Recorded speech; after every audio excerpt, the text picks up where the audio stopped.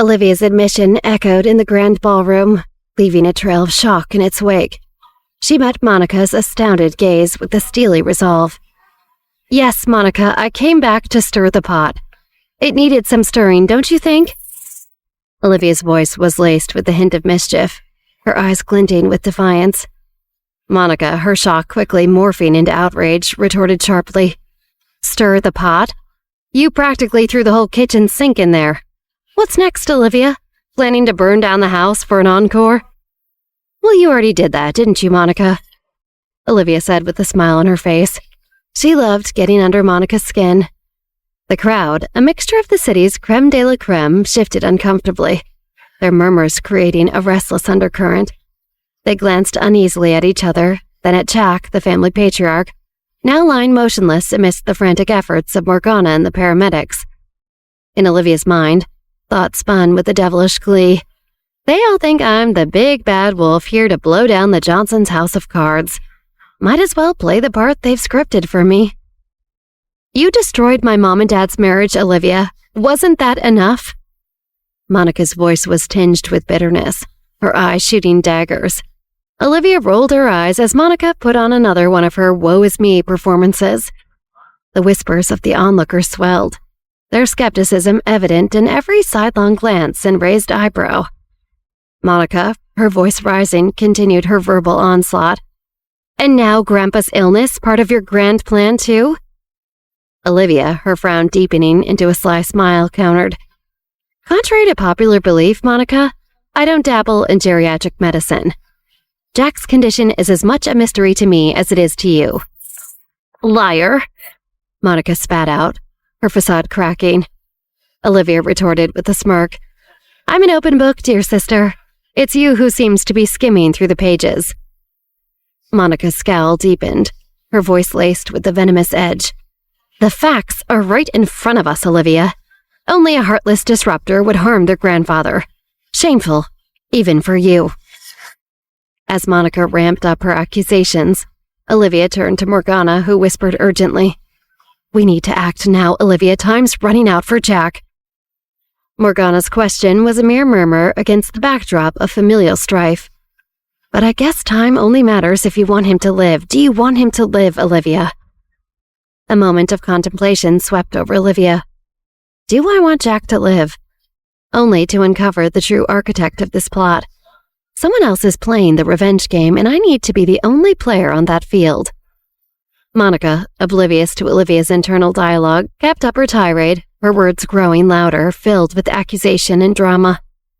Olivia's mind continued to race. If someone wants Jack dead, then that means they're probably also after me.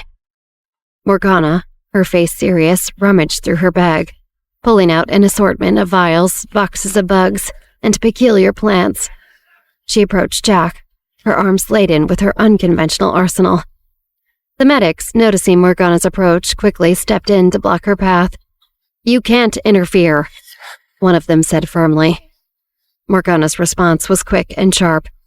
"All you can do is watch him die. I'm his only chance." The medics, skeptical and wary, continued to block her.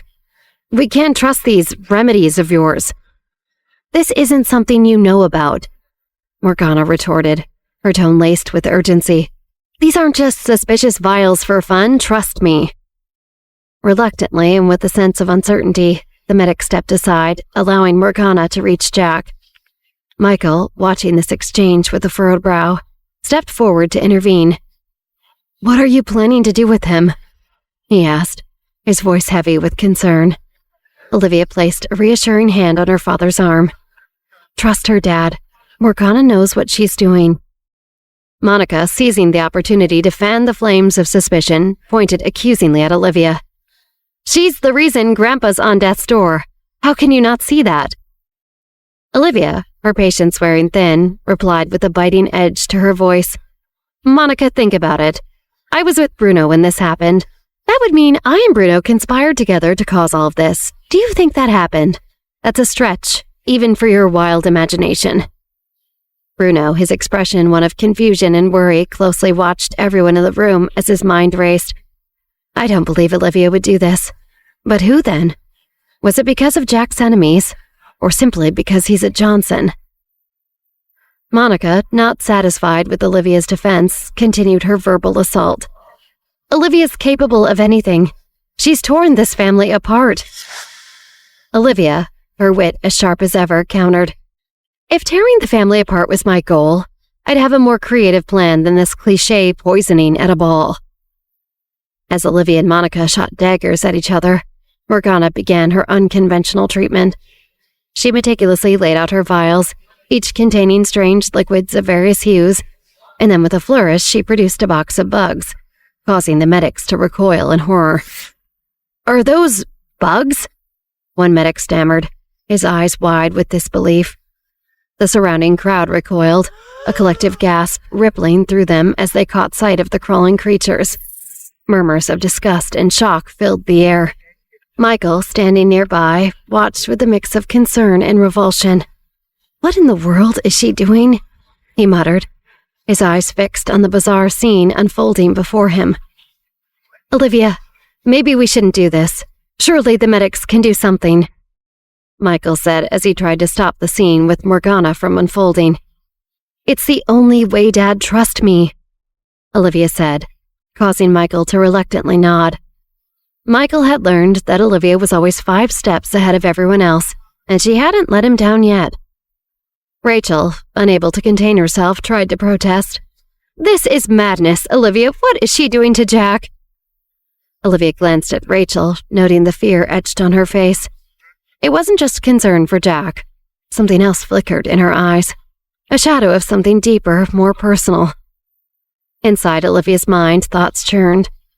Rachel's been unusually quiet since Morgana arrived. Almost too quiet. Like she's trying to blend into the background, and that's not Rachel. Olivia focused on Rachel, tuning into her thoughts. She heard Rachel's inner voice, tinged with anxiety. Surely this peculiar girl can't undo what Monica's done, right? Olivia's eyebrows furrowed in confusion. What does Rachel mean by that? What has Monica done? Her gaze shifted to Monica, who was watching the scene unfold with a mix of fear and defiance. Olivia stepped forward, her voice laced with accusation. You know, Monica, the loudest person in the room is often the most guilty, and no one's been louder than you tonight. Monica's face faltered, but she quickly regained her composure, her voice rising in her defense. You think I did this to Grandpa? That's absurd, Olivia. You're just trying to deflect the blame from yourself. Olivia, her words sharp and unyielding, pressed on. Deflect? I'm not the one causing scenes and pointing fingers. You've been on edge all night, Monica. Why is that? Monica, her voice now a mix of anger and desperation, shot back. Because you're tearing our family apart. You're the reason for all this chaos, not me. Olivia, undeterred, continued her verbal onslaught. Am I? Or is it because you can't stand the thought of not being the center of attention, even if it means harming your own grandfather? The crowd, now fully engrossed in the exchange, watched as Monica struggled to maintain her facade. You're twisting things, Olivia. I care about Grandpa. Unlike you, who only cares about yourself. Olivia, her eyes piercing, retorted. Caring? Is that what you call it? Seems more like sabotage to me. As Morgana worked meticulously over Jack's still form, Rachel stepped in, attempting to quell the escalating argument between Monica and Olivia. Enough, both of you. Rachel's voice cut through the tension. This is neither the time nor the place for such accusations and fights. She turned to Olivia, her tone softening. You should be the bigger person here, Olivia. Olivia's face contorted with frustration. The bigger person? Like my mom was? She played that role for 16 years. A single parent because the Johnsons kept her away from Dad. Rachel, taken aback, tried to interject, but Olivia was on a roll. You talk about being the bigger person, but where has that gotten us? My mom suffered because of this family's games. Olivia. Rachel tried to speak, but Olivia continued. You talk about being mature, Rachel, but look at this circus. This family is a breeding ground for secrets and lies. Olivia spat, her voice dripping with contempt. Rachel, her patience wearing thin, retorted, And you think by stirring the pot you're helping? You're just adding to the chaos, Olivia. Olivia, her eyes blazing, shot back. Maybe this family needs a little chaos to see the truth, to see the damage it's done. The crowd, now divided between watching Morgana's peculiar treatment and the fire exchange between Olivia and Rachel, waited with bated breath. Morgana's bizarre treatment of Jack reached its climax. She pulled out a centipede, causing the onlookers to recoil in horror and disgust. The medics, witnessing this, tried to intervene but stopped, too repulsed to get near. "You can't be serious. What are you doing?" one of them exclaimed.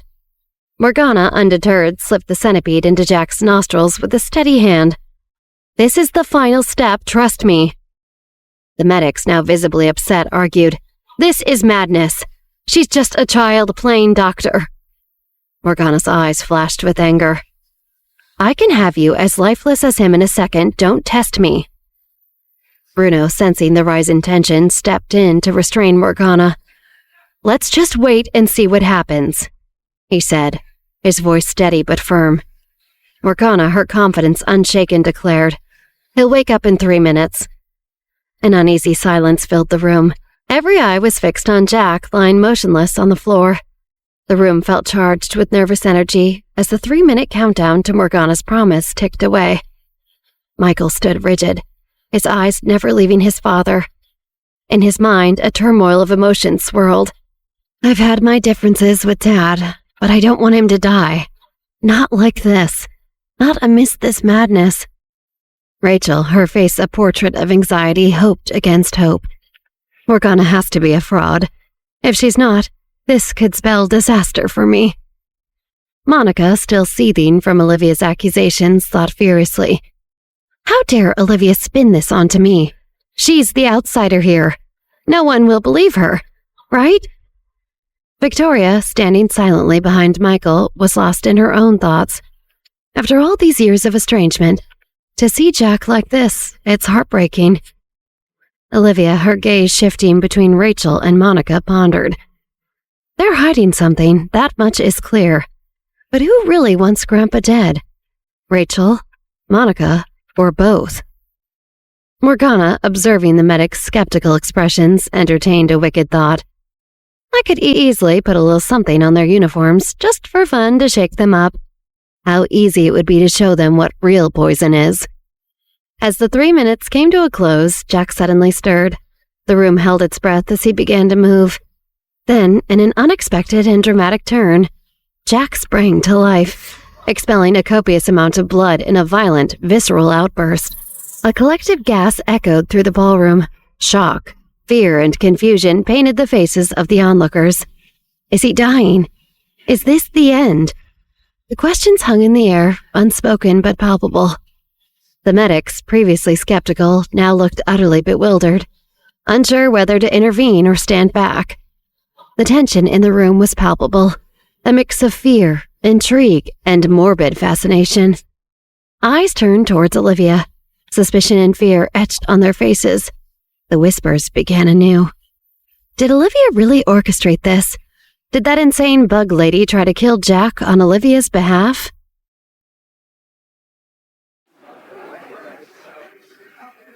The aftermath of Jack's sudden revival sent a shockwave through the crowd.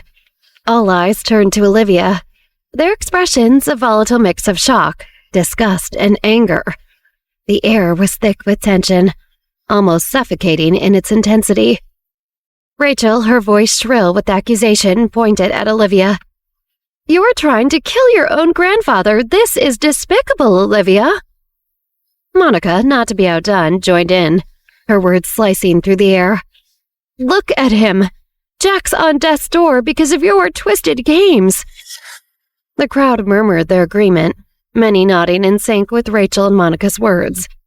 The atmosphere turned hostile, charged with condemnation directed at Olivia. Olivia, you're vile. How could you stoop so low? Rachel's voice rose to a fever pitch, her eyes blazing with fury. Disgusting! Just look at what you've done! Monica's tirade continued, her voice echoing off the walls, amplifying the sense of drama and urgency. The crowd's whispers grew louder, turning into a chorus of agreement. She's wicked, someone shouted from the back, Trying to kill her own grandfather? Olivia, amidst the storm of accusations, stood her ground, her expression calm yet defiant. They think they can break me with their words. Let them try, she thought. Rachel, sensing the crowd's support, pressed on. How can anyone defend her after this? She's a monster. Monica, feeding off the energy in the room, added, She's always been a troublemaker, but this is a new low, even for Olivia. The accusations flew thick and fast, each word like a dagger aimed at Olivia's reputation.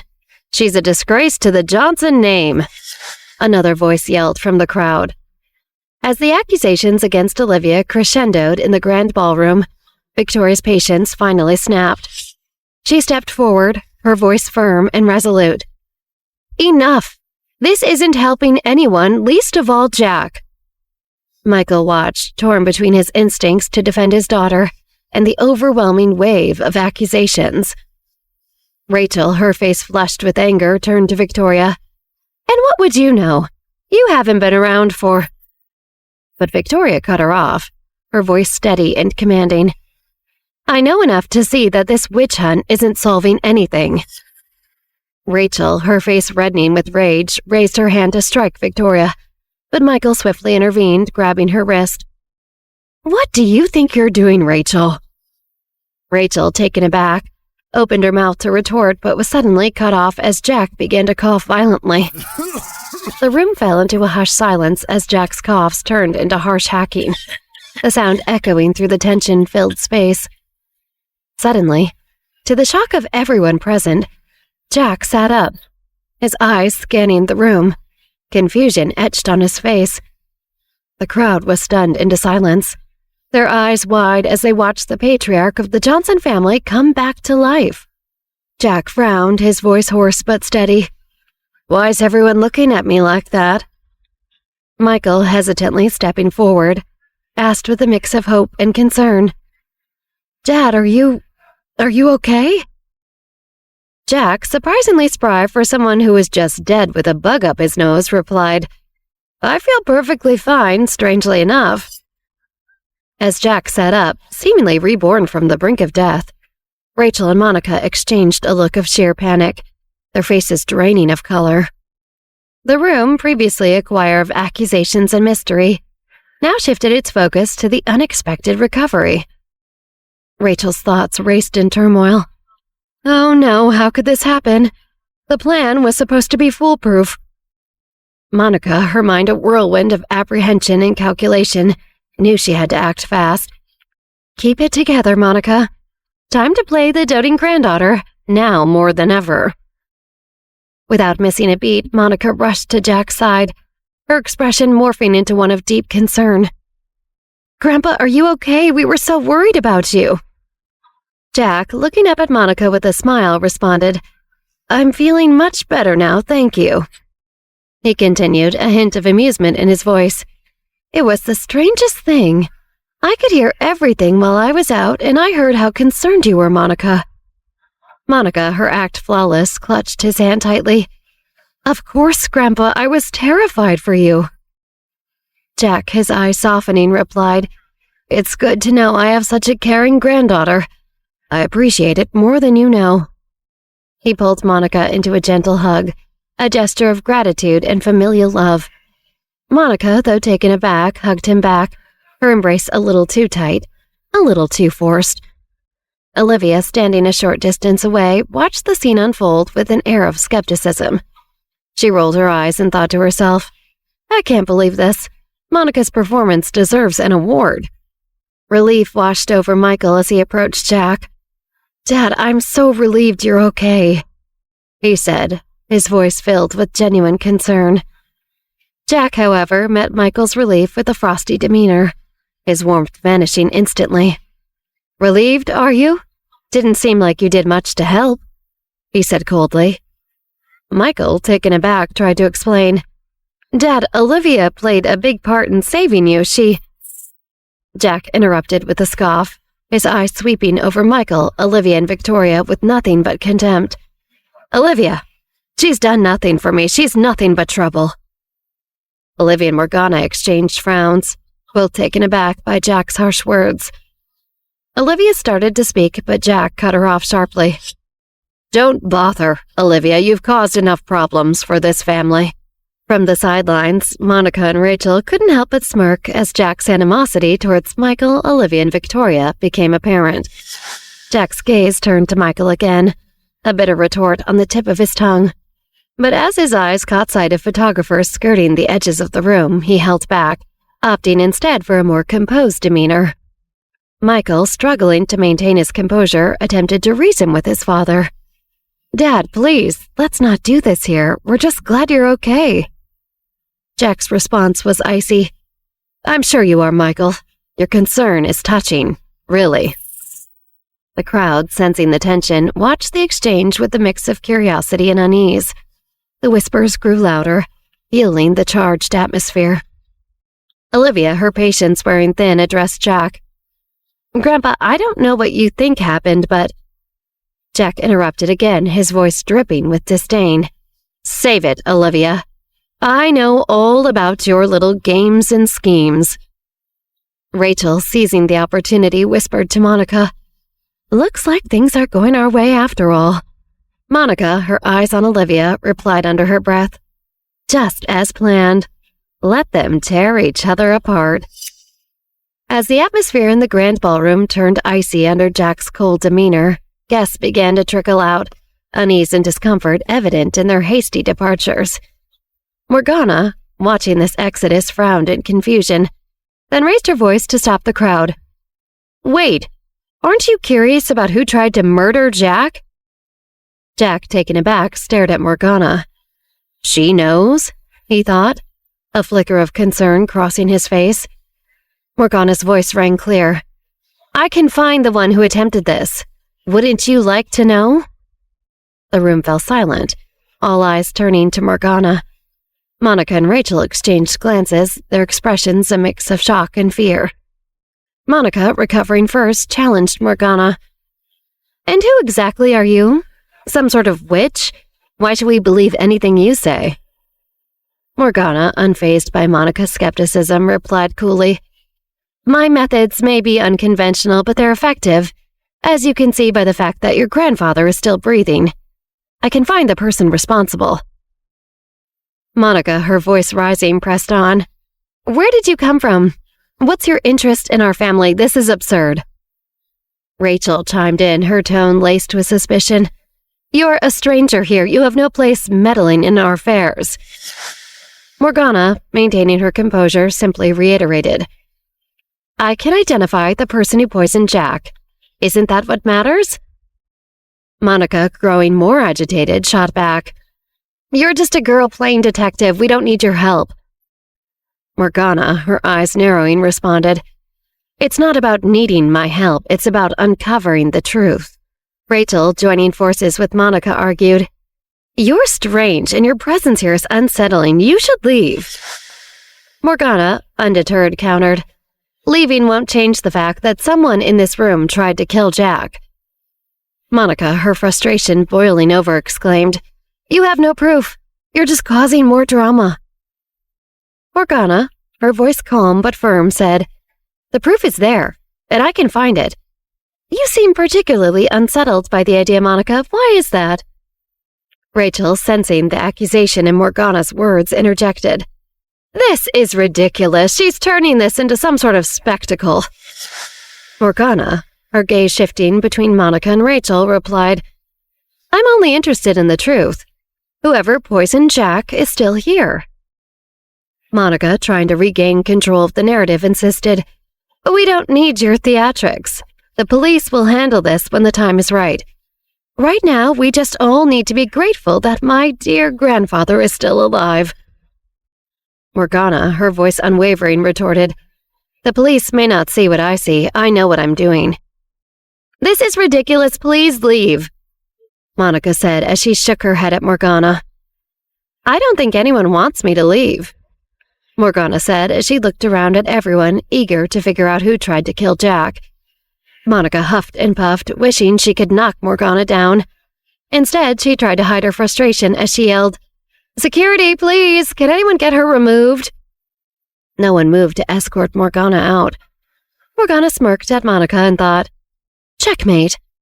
As Monica vehemently demanded Morgana's removal, Olivia, with a knowing smile, tuned into her thoughts. Monica's mind was a frenzy. We need to get her out of here now. Olivia watched Monica and Rachel, her smile widening. Their little plan is about to unravel. Morgana's presence is already paying off handsomely, she mused. Suddenly, the room's attention was hijacked by a waiter's loud declaration. Olivia sent a goblet of wine to Mr. Jack Johnson tonight. That must have been the poison. Rachel's face lit up with a sly, self-satisfied smirk. Olivia, taken aback, stared at the waiter in disbelief. What? This is absurd, she thought, her composure momentarily shaken. The room erupted in whispers and murmurs, the crowd's eyes now fixated on Olivia with a mix of suspicion and intrigue. Did Olivia really send that wine? Could she have poisoned her own grandfather? The whispers swirled around Olivia like a malevolent storm. She stood there, processing the absurdity of the accusation. In her mind, Olivia scrambled to make sense of the situation. This is ridiculous. I sent no wine. What's going on here? As the whispers grew louder, the guest's expression ranged from shock to disbelief, with some showing a hint of morbid curiosity. Rachel, seizing the moment, added fuel to the fire. It all makes sense now. Olivia's the one behind this.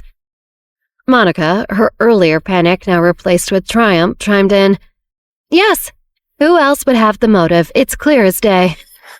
Olivia, her initial shock giving way to determination, faced the crowd. This is a farce.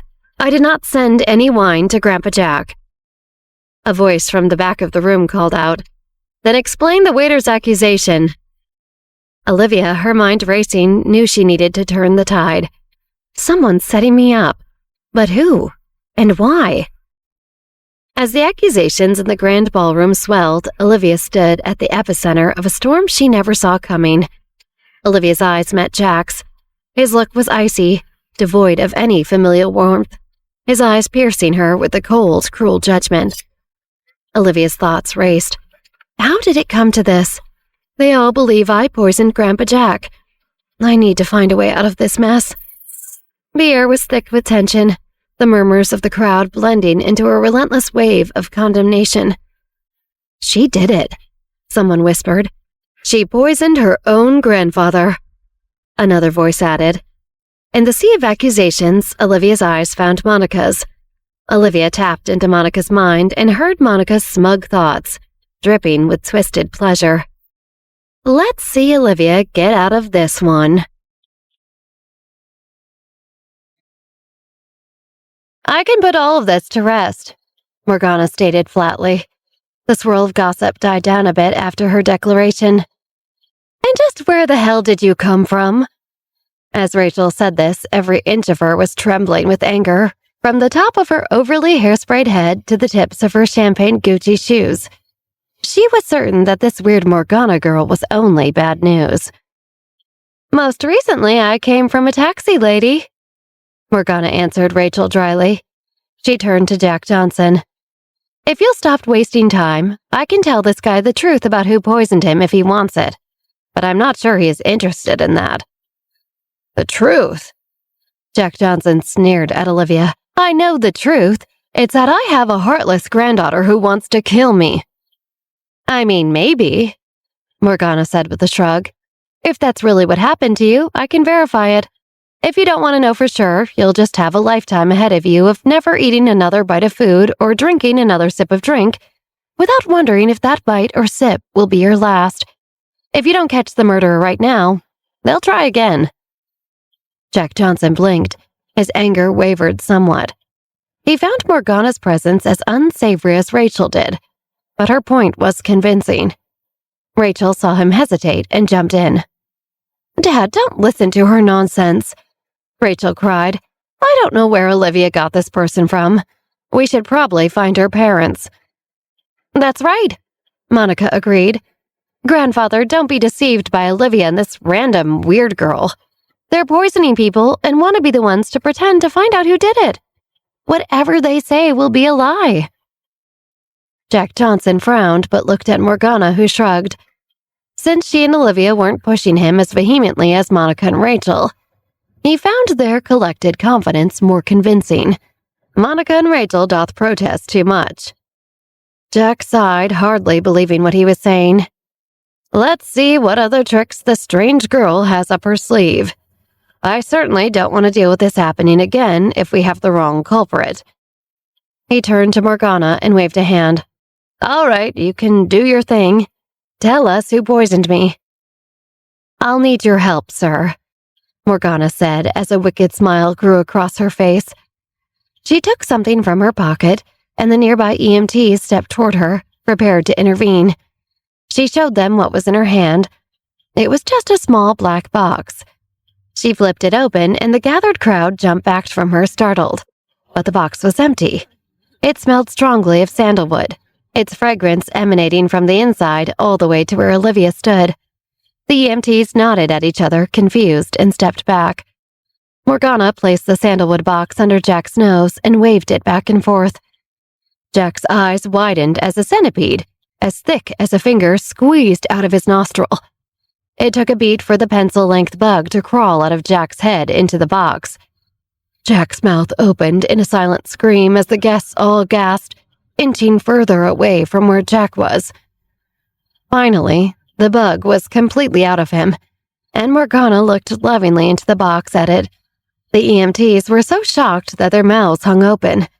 Everyone was wondering the same thing. How did that very small centipede become so much bigger in such a short period? This is the little darling who just forced the poison out of your body, Morgana explained to Jack, as calm and affectionate as though she were showing him pictures of her pet dog. So I think he's owed a thank you instead of whatever this vibe is. She paused, looking at Jack and the crowd expectantly, but nobody moved an inch, petrified. She rolled her eyes, giving up.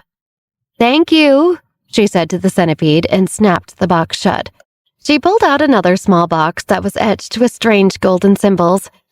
But these guys, she said, holding up the new box.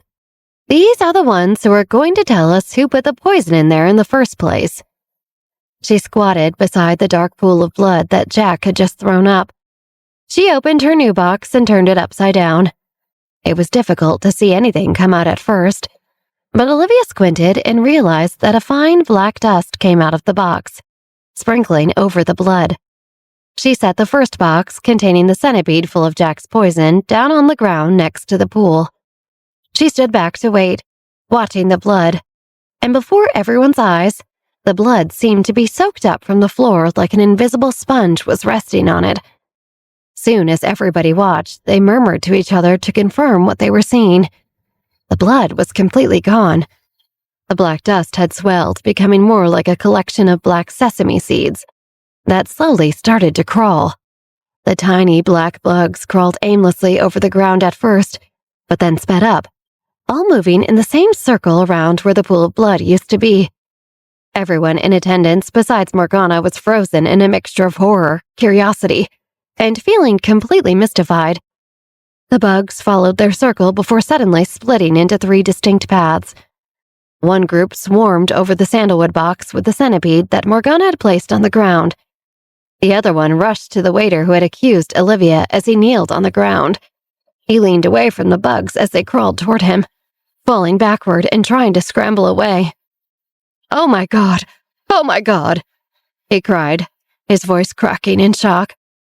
Before the first bug touched the waiter, Morgana sprinkled a handful of beige powder onto him.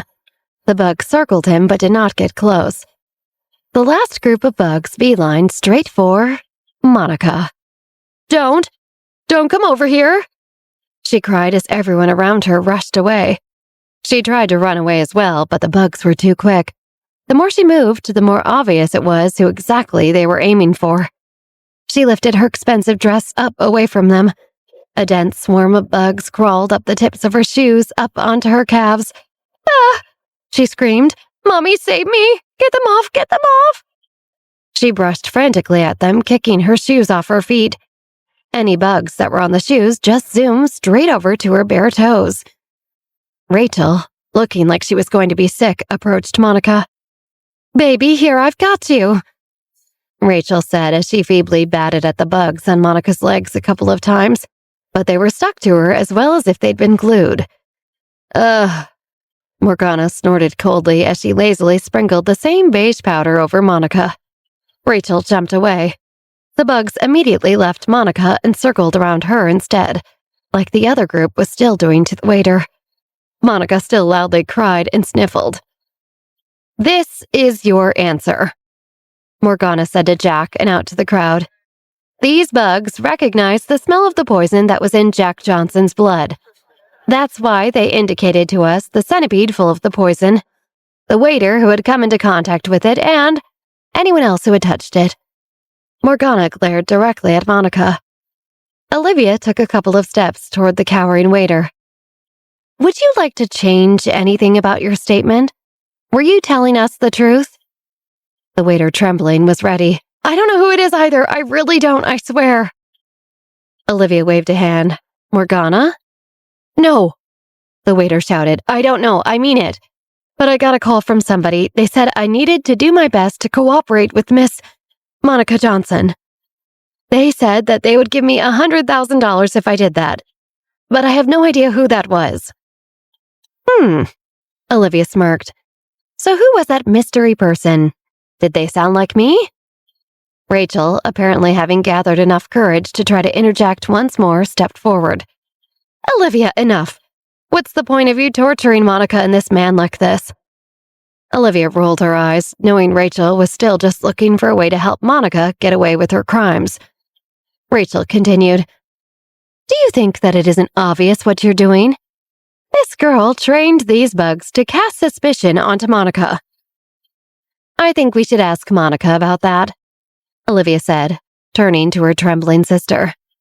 Monica's eyes frantically flitted back and forth between Olivia, her mom, Jack Johnson, and the bugs. "Do you have anything to say, sister dear?" Olivia asked, not expecting much from Monica. "I don't know," Monica blurted. "I don't know anything. It's you. It's all you. It's you who wants to frame me in front of all these people. Shame on you." Olivia laughed. "Oh, Monica, so stubborn." Morgana smiled, picking up a bottle of red wine from a table. She took strides toward Monica. "What are you doing?" Monica asked as her face turned pale. "Whatever your name is, stop." Morgana lifted the bottle. "My name is Morgana. Remember that." She tilted the bottle, soaking Monica's incredibly expensive historic gown, and also soaking the powder that dusted her body. Monica screamed. "Enjoy," Olivia said with a smile. Immediately, the insects circling Monica crawled back up over her shoes and up underneath her dress. The insects circling the waiter, apparently have grown impatient with him, head toward Monica as well. Monica screamed and wailed as she swam in the puffy pink feathers and fabric of her dress, trying to brush off the dense, endless swarm of tiny black bugs. "Monica!"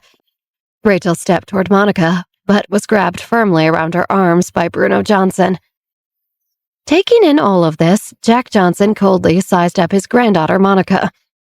Olivia focused in on his thoughts, feeling the familiar tingle in her temple when she used her mind-reading power. Could it be that one of my granddaughters just tried to kill me? Olivia heard Jack Johnson wonder internally to himself. Jack combed through all the details of the event. Olivia would not do this, he concluded. She doesn't have a motive. It was Monica, holding a grudge against me for the way I punished her before. She must want me out of the way. As Jack thought this, Olivia saw him clench a fist tightly by his side. If this Morgana girl weren't here, I really would have to watch every bite of food and sip of drink that I put in my body from now on. Who would have thought that this little girl, this useless fool, would do such a vicious thing to a powerful man like me? A man who has provided her with everything she has. "Mommy!" Monica begged, hysterical. She still helplessly swiped at the bugs, which completely infested her dress and were now crawling up her hands and arms. "Mommy! Save me, Mommy!" Most people in the crowd, including all of the guests and staff, turned their heads away from the horrific scene. Olivia tried to suppress her glee at seeing Monica so miserable, but she realized someone else was watching her, Victoria. She caught the look on Victoria's face as she watched her daughter, her eyes filled with horror and sympathy for Monica's suffering.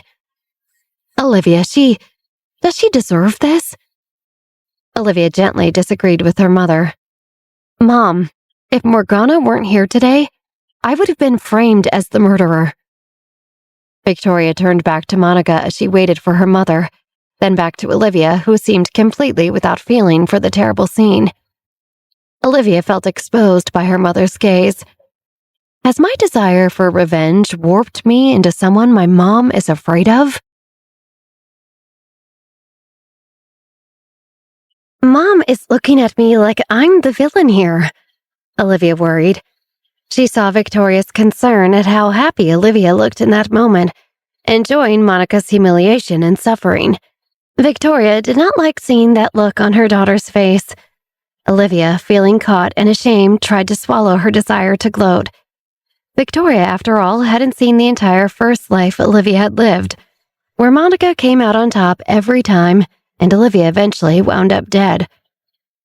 Mom, Olivia urged gently, Monica wanted Grandpa Jack dead, and me sent to jail for the rest of my life.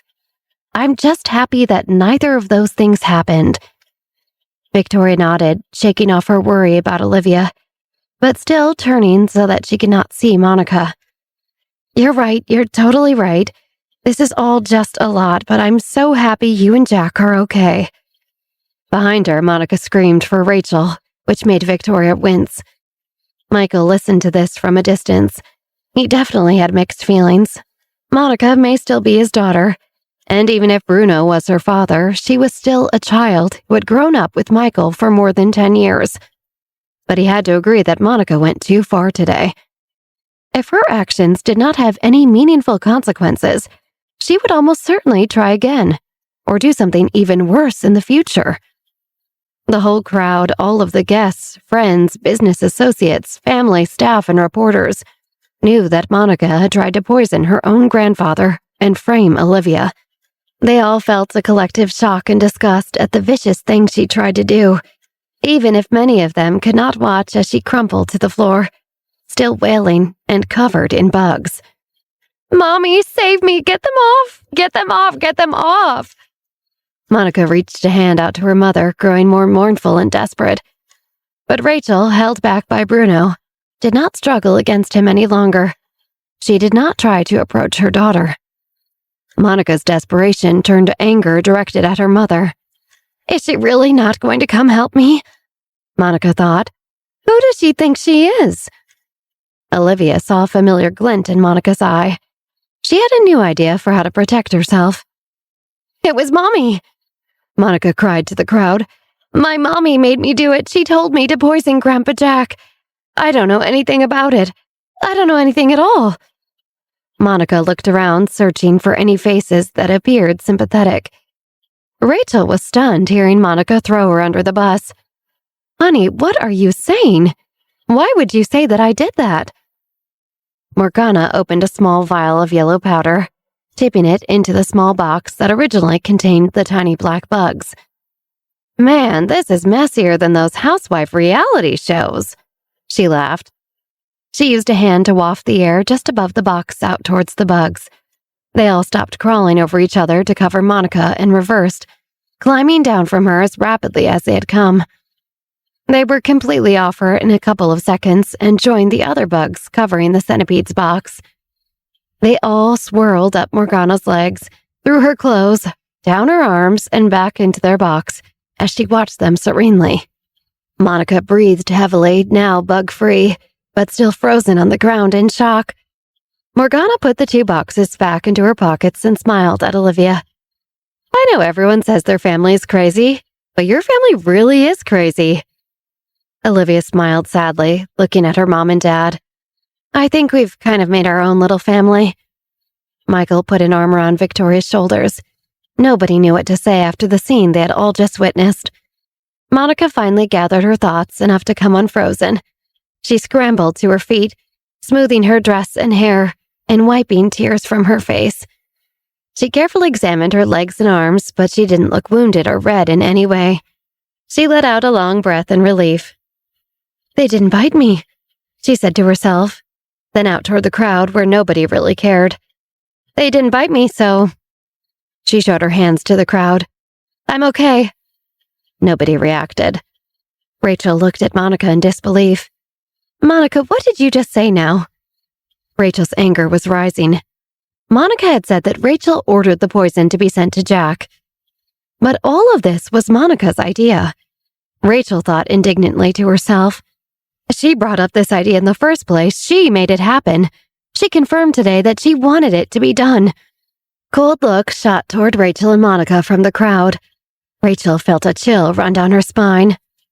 "Monica, how could you accuse me like that?" Monica said, looking around. She lowered her head, filled with regret for what had come out of her mouth. She stepped toward her mom, speaking low. "I thought I was getting eaten by bugs and you weren't helping me," she whispered fiercely. "I didn't do it on purpose, it just kind of came out. I don't feel that way in my heart, Mommy, I don't." "Monica," Rachel admonished, not buying it. "I would never do that to you, even if I thought I was about to be eaten." "Do you two need some space to discuss?" Olivia interjects sarcastically. "Maybe it would be good for you to get your story straight." Olivia knew there wasn't any way they could actually weasel out of this at this point. There were hundreds of witnesses. But Rachel wasn't trying to evade blame. She just couldn't believe she'd been betrayed by her own daughter. So she ignored Olivia. "We're a team, Mon," Rachel said to Monica, her heart breaking. "You're my baby." Monica couldn't look at the disappointment in her mom's face. Monica turned to Olivia instead, gesturing wildly. "This is all because of you. It's your fault." "Why is it my fault again?" Olivia scratched her head with a small laugh. "Are you blaming me now because you couldn't frame your mom last minute? Do you think I messed that up for you somehow? Help me follow along. There's been a lot you failed at and blamed other people for today." You! Monica choked through angry tears, unable to speak any further. "You always did have a gift for words," Olivia joked flatly. "Is this why you thought you could get away with terrible crimes today? That irresistible charisma? You should join the debate team." Listening to Olivia's jabs, Rachel found the desire to defend her daughter. "Olivia, you're taking it too far. Monica made a mistake. She's just a little girl, but I will not allow—" Rachel's face twisted in disgust. "Victoria's daughter to kick her while she's down. Olivia, it's transparent what you're doing. I can see it." "Rachel." Rachel jumped as Jack calmly, coldly said her name. "Even if you were not the mastermind behind this botched little half-baked attempt on my life, you still helped her try. You tried to protect her." Olivia focused her mind on Jack's thoughts as he silently fumed at Rachel. Her temple tingled as the venomous words in his head came through to her, sharp and clear. "I'll kill the two of them, the mother and daughter as a pair. These two traitors actually wanted to take my life. I'll take their lives. I'll do it today. I can't let them walk around alive after trying to kill me at my own ball." Rachel inched closer to Bruno, who was also terrified seeing the wicked darkness crossing his father's face. It was a look he had seen only a handful of times before. He knew that whoever Jack directed that look at did not have long to live. The intention to commit violence nearly radiated off the old man's body. Rachel's knees buckled and she fell to the ground. "What was I thinking?" she thought to herself as she avoided Jack's gaze. "Why would I go along with Monica's harebrained plan to try to kill Jack Johnson? He can't die, and he'll kill us for trying." Panicking, she clasped her hands and held them up to Jack. "Please, Jack," she said. "I beg you, please give us mercy. You're a very forgiving man, I beg of you." His expression did not change. Bruno looked from his father to Rachel and gulped. "Call the police," he yelled to the crowd. Everyone looked uncertain, and nobody touched their phones. Bruno grudgingly pulled out his phone and dialed. "We are leaving this matter to the police," he announced as Jack turned to him in disdain. "Uncle Bruno," Monica cried, offended. Why would you call the police on me and Mom? You're making this so much worse. Monica? Rachel hugged her daughter, silencing her. She whispered into Monica's ear. He did this to protect both of us. If we are not taken away by the police today, we would most likely disappear from New York tonight without a trace. Monica stood back from Rachel defiantly. I won't admit it. They can't make me admit anything. Morgana pulled out a red wooden box and shook it. I have bugs in here that can make people tell the truth. Do you want to try it? These ones are pretty painful, though. Monica's eyes, puffy and red from crying, turned angrily to Olivia. Fine. You got me. I'm backed into a corner for you. You got what you wanted, but that doesn't mean you should feel safe. Olivia was far from feeling intimidated by Monica, but was certainly puzzled. Monica hissed, Do you think I'm the only one in New York who wants to kill you? There are so many people out there who need to punish you for the things you've done. Including the person you're taking orders from? Olivia retorted cool. Tell them to just go for it. Come talk to me. They shouldn't be hiding behind you. She called out to the crowd. If you're out there and you have the ability to show yourself, I welcome you at any time. Olivia strode confidently to Morgana, Victoria, and Michael. I think it's a good time for us to get out of here. Olivia hooked her elbow into Victoria and Morgana's arms and led the group over to the doors. As they were about to cross through them, Morgana suddenly stopped, pulled her arm from Olivia, and ran back. The crowd had begun talking softly to each other and gathering their groups to leave, but Morgana approached and raised her arms to silence them. Listen up, she called out with a smile. If anyone dares to leak the tiniest piece of information about me and what happened here today, I don't mind sending a few insects your way to play with you. There was no response from anyone, except for a man who audibly gulped, terrified of her. They had seen how capable and otherworldly her bugs were. They drank a pool of blood in an instant. She not only could terrify, hurt, and kill them, but also it seemed like she could also wipe out any trace of evidence of what she might do. And if anyone were to try to report a creepy, bug-controlling teenager, who would believe them anyway? There wasn't a person present who wanted to be on her bad side. Okay, bye, she said cheerfully as she waved and turned away from them, rejoining Olivia, Victoria, and Michael. Olivia shook her head, amused. They left the event and all of the bewildered, terrified guests behind. They were all stunned by what they had witnessed. As they started to filter out from the annual Johnson family meeting, and fear loosened its grips on their minds the tiniest bit, everyone had to wonder, after a day like this one, what did the future of the Johnson family possibly look like? The news of what happened at the annual Johnson family event spread like wildfire. New York City high society was completely rocked by the bizarre, breathtaking scandal, especially since it involved attempted murder by Jack Johnson's own granddaughter. His granddaughter, can you believe it? One socialite said to her friend over brunch the next day. It doesn't surprise me, the other woman demurred. Everyone in that family's always had a screw or two loose. It was only a matter of time before one of them snapped. But to do that at a big family meeting, what a scandal! The whole city was obsessed with the Johnsons, even without knowing anything at all about Morgana and her bugs. The strange girl's threat to the guests at the party had scared them enough that nobody mentioned a word about her. There was plenty to gossip about besides her anyway.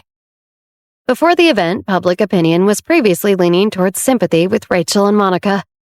But once everyone heard that they had tried to poison Jack Johnson, they easily pivoted to saying that they'd always knew those two women were deceitful snakes and never liked them.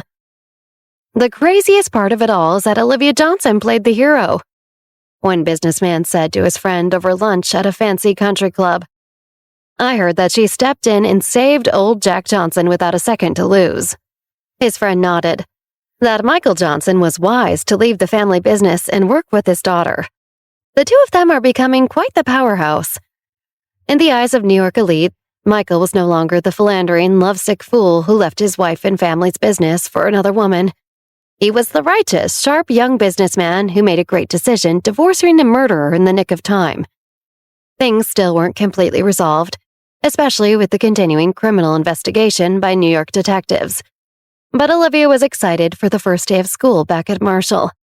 After everything she'd been through over winter break, focusing back on grades and school drama felt quaint and comforting, like putting on a big, fuzzy sweater. In the crisp January chill, Olivia walked up to the Marshall School's gate, where Lena and Millie were waiting for her. She smiled up at the bare trees around her as they sparkled in the icy sunshine. Her friends jumped and hugged her while they said hello. "It's good to be back," she thought with a sigh. The three of them chatted and laughed on their way to the main hall's bulletin board, excited to see their class assignments. But once they arrived, it looked like they'd have to wait. They found a sea of students crowded around the board, and there were so many people that they couldn't read the tiny print on the posted papers. Lena was trying to convince Millie to stage some sort of dramatic distraction off to the side to clear the crowd, when Olivia heard someone say her name. "Olivia? Olivia!" She turned to see Adam Reed, their teacher who always had Olivia's back. She smiled, excited to see him. "Adam, how was your winter vacation?"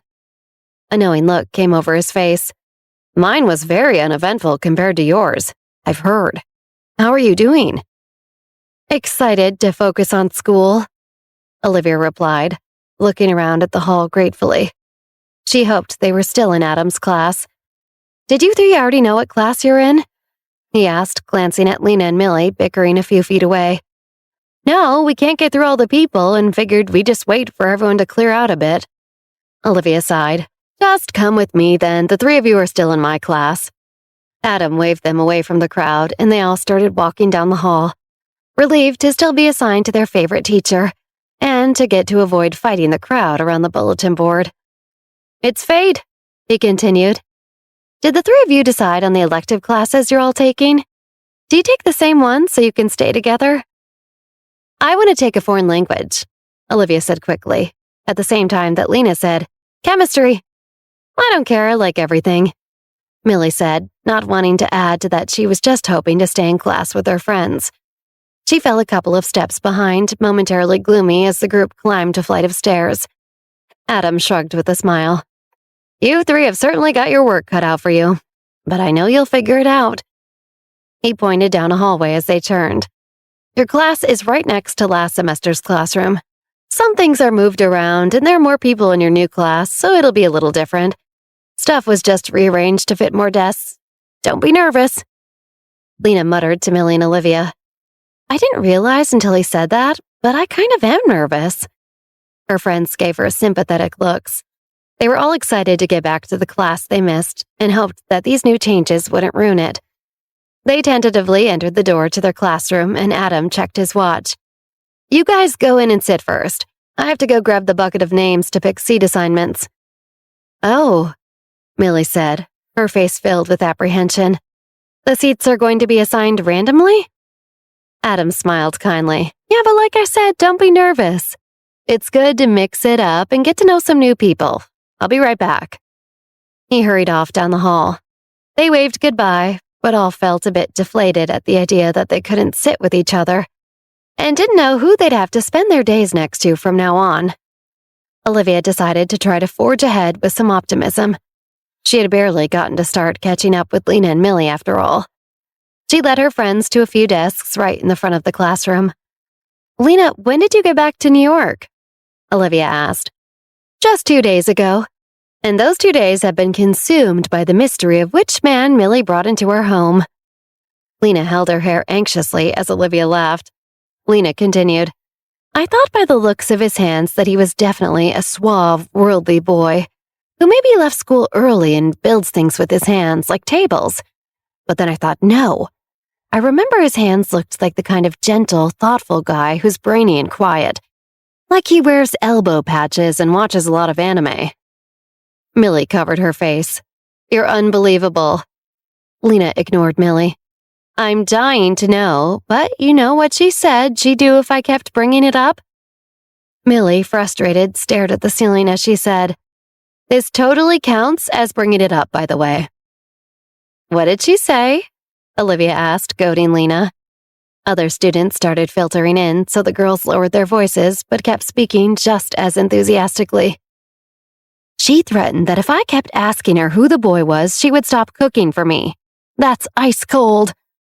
Lena flopped back in a chair, aghast at the idea. What would I do if she did that? I'd basically just eat cookies and lunch meat. I don't even know where she gets groceries. When we run out, I have to learn to eat grass like nuggets and cheese. Lena leaned dramatically toward the chair Millie sat in. Millie, where's your humanity? Olivia laughed. She gave Millie a thumbs up. Good idea, Millie. Right? Millie replied, smiling for the first time in the whole conversation. You traitor! Lena cried, pointing at Olivia. I was careless when choosing my friends. An impatient, nasal girl's voice sounded from behind them. If you're built like a linebacker, you really shouldn't sit in front. She arrogantly chided. The three friends looked around confused. They couldn't tell who the voice must have been referring to. Lena turned around, spotting a petite blonde girl who was sneering straight at Lena. Lena asked, puzzled, Who do you think looks like a linebacker? Oh, I don't know, the giant troll with a huge head and shoulders like the side of a horse? The girl shook her head. Olivia couldn't believe someone was speaking to her friends that way. Excuse me, you don't even know us? What's your problem? I thought I made it clear. My problem is that she's blocking the whole class's view of the board. The girl said without a hint of remorse. Hey, Lena said, standing up. Too bad for you, you're picking a fight with a linebacker who has a temper. Are you just looking to cause trouble? The girl raised her hand, scoffing. Whoa, why are you so ready to fight so early in the morning, you psycho? We're all here to learn, beast. You're interrupting class. It's not during class. Lena sputtered helplessly. I'm standing up for myself, so what? Lena? Millie urged, nervous that this was getting out of hand. Are you going to get into a fight on the first day of school? Olivia moved herself between Lena and the girl. If you have a problem with her, you have a problem with me. The girl rolled her eyes at Olivia. I've heard about you. I know you can say whatever you want to me, and not even the student council can do anything about it. I don't think I want to lower myself to your level. Olivia couldn't believe what she was hearing. This new student was aware of Olivia's past issues with the student council, and didn't think Olivia came out of them looking innocent. Lena called to the girl. Why do you think the three of us are easy targets for you to bully? You just went to school this morning looking for a fight with anybody? I don't know what you mean, the girl said, raising her voice. I meant what I said. And what I said is that you and your giant head shouldn't be sitting in the front of the class. Lena fumed, turning red. You shouldn't even be in this class. You're like a tiny, untrained dog with anger issues. Did you escape from some girl's purse? The girl shot back. What a coincidence. You're built like a bulldog and have the face to match. Lena turned even redder. You're a bitch. But the girl just continued ignoring her. It's so true. You have those jowls and your head goes right onto your shoulders. No neck at all. Oh, and an underbite. Shut up! Lena boomed, her voice deadly. The girl was startled, and she in the classroom went quiet, but Lena wasn't done. You're making things up to make yourself feel better because I know I look like a hot Amazon goddess, and I will not apologize for knowing that. Sorry, you're a yappy little pipsqueak with anger issues. But I know you went after me because you thought I was an easy target, and you thought you could make me feel bad. Well, I'm not, and you can't. The girl was rattled but rolled her eyes, trying to get back on track. You're clearly just some big girl who's lying to herself. Lena stood up, her hands on her desk as she leaned toward the girl. I have a name. My name is Lena, remember that. The girl's face twisted and she started crying. Are you all just going to watch this? This giant troll is completely flipping out on me for no reason. Oh my God. Lena rolled her eyes and sat down at her desk, shaking her head. In the future, don't pick fights you don't actually want to get into, and don't talk about my body again, you dolt. Olivia and Millie were stunned. They didn't know Lena had it in her to flip a switch and defend herself like she just did. They also felt impressed that Lena had the self-esteem that it sounded like she had. Or at least had it in her to say those things when she had her back against the wall. Olivia thought about it. Lena was like a beautiful Amazonian. But the three friends recovered from the moment with the girl, who sniffled in the silence, and realized that the rest of the class around them was staring at Lena, stunned.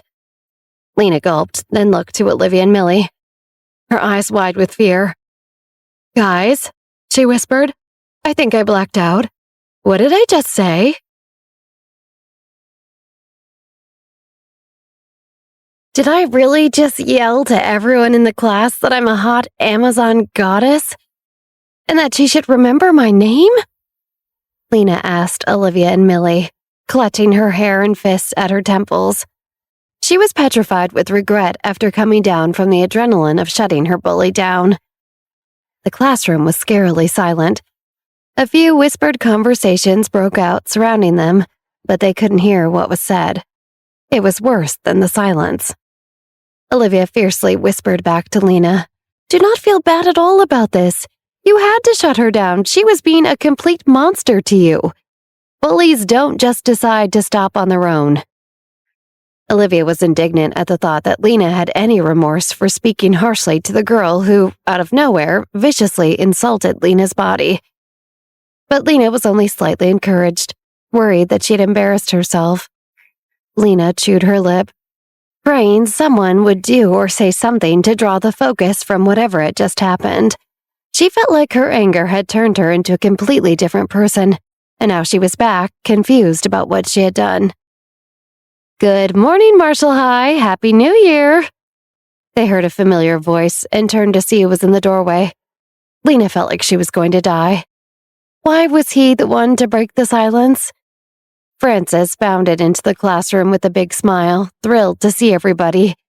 He walked straight for Lena, Olivia, and Millie, radiating joy.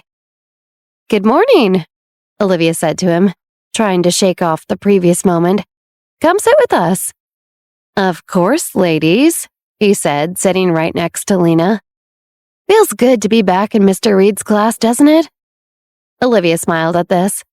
At least the slow-burning Lena and Francis relationship could continue to grow now that they were all back. Francis nodded to Lena. "And good morning to you too, you hot Amazon goddess." Lena's face instantly turned red again. She slumped her face down on her desk, her forehead hitting it with a thud. "How did you hear about that already? I want to melt into the floor." "I was talking to someone out in the hall and heard you say it. You sort of yelled it," Francis said gently. He lowered his voice. "Who was it? She sounded like such a weirdo." "I can hear you," the girl said behind them, crying again. "I'm not a weirdo, and you're not talking quietly." "It was her," Lena said, ignoring the girl's crocodile tears. Francis grimaced. "I see. How did all this happen? What's going on?" The girl spoke up. "She just started—" "Not talking to you," Lena said with a wave of her hand. The girl angrily shoved earbuds in her ears and turned on something loud. Olivia put a hand on her forehead. "The three of us were just chatting, and then out of nowhere, this girl said that Lena was blocking her view of the board and was too big to sit in the front." Francis's jaw dropped in horror. "What a jerk!" Millie nodded. She just kept going, and eventually Lena had had enough and just gave her the business, she said, plunging a fist into her palm. "Whoa, cool," Francis exclaimed. Lena blushed, pleased that Millie and Francis were impressed. "I don't know, I was starting to feel like maybe I went too far." "Not at all," Olivia reassured her. It seemed like she was deliberately looking for trouble. What class did she come from? I don't think any of us have seen her before. "Yeah," Millie agreed. "I've definitely never seen her. I'm pretty sure she transferred from another school." "Oh, are you sure?" Olivia asked. "How do you know that?" Millie narrowed her eyes conspiratorially. "Nobody who has been at the Marshall School the past couple of years would dare argue with you or your friends like that. She knew about your issues with the student council. But there's no way she lived through it if she's still looking to start trouble with you." Olivia smiled, proud that Millie was always so smart, putting the pieces together and drawing intelligent conclusions. "Oh, that's right." she said, remembering something. I think some private school in the city shut down because the people who ran it stole a bunch of money or something. I can't remember where I heard it. As Olivia searched her memory, her blood suddenly ran cold. She remembered where she had heard that. It was an event she was vaguely aware of in her past lifetime. Some students also changed schools in advance of the shutdown, so she probably wasn't supposed to know that yet. Uh-oh. She tried to hedge her bets and leave room for the possibility that the shutdown still hadn't happened yet. But I could be thinking of something else, I'm not sure. She added hastily. She frantically hoped that if she had any accidental moment of seeming to predict a school shutdown, she could write it off as an eerie coincidence. Millie tilted her head, thinking, that's really specific, though. It sounds like you know what you're talking about. Maybe not, though, Olivia said, starting to sweat. Yeah, I haven't heard about anything like that, Lena said, thoughtful. Me neither, Francis shook his head. Olivia pretended to remember something. You know, I was catching up on international news for the Confluence this morning. That might be something happening in Germany. She forced a laugh. Doi. Her friends nodded, seeming to accept this idea. Olivia was still nervous. I haven't slipped up like that in a long time, if ever, she thought to herself. I need to be more careful. She swallowed, trying to recompose herself. Just pretend it didn't happen. Just forget it happened. She repeated to herself like a mantra. Olivia noticed that Lena still looked gloomy.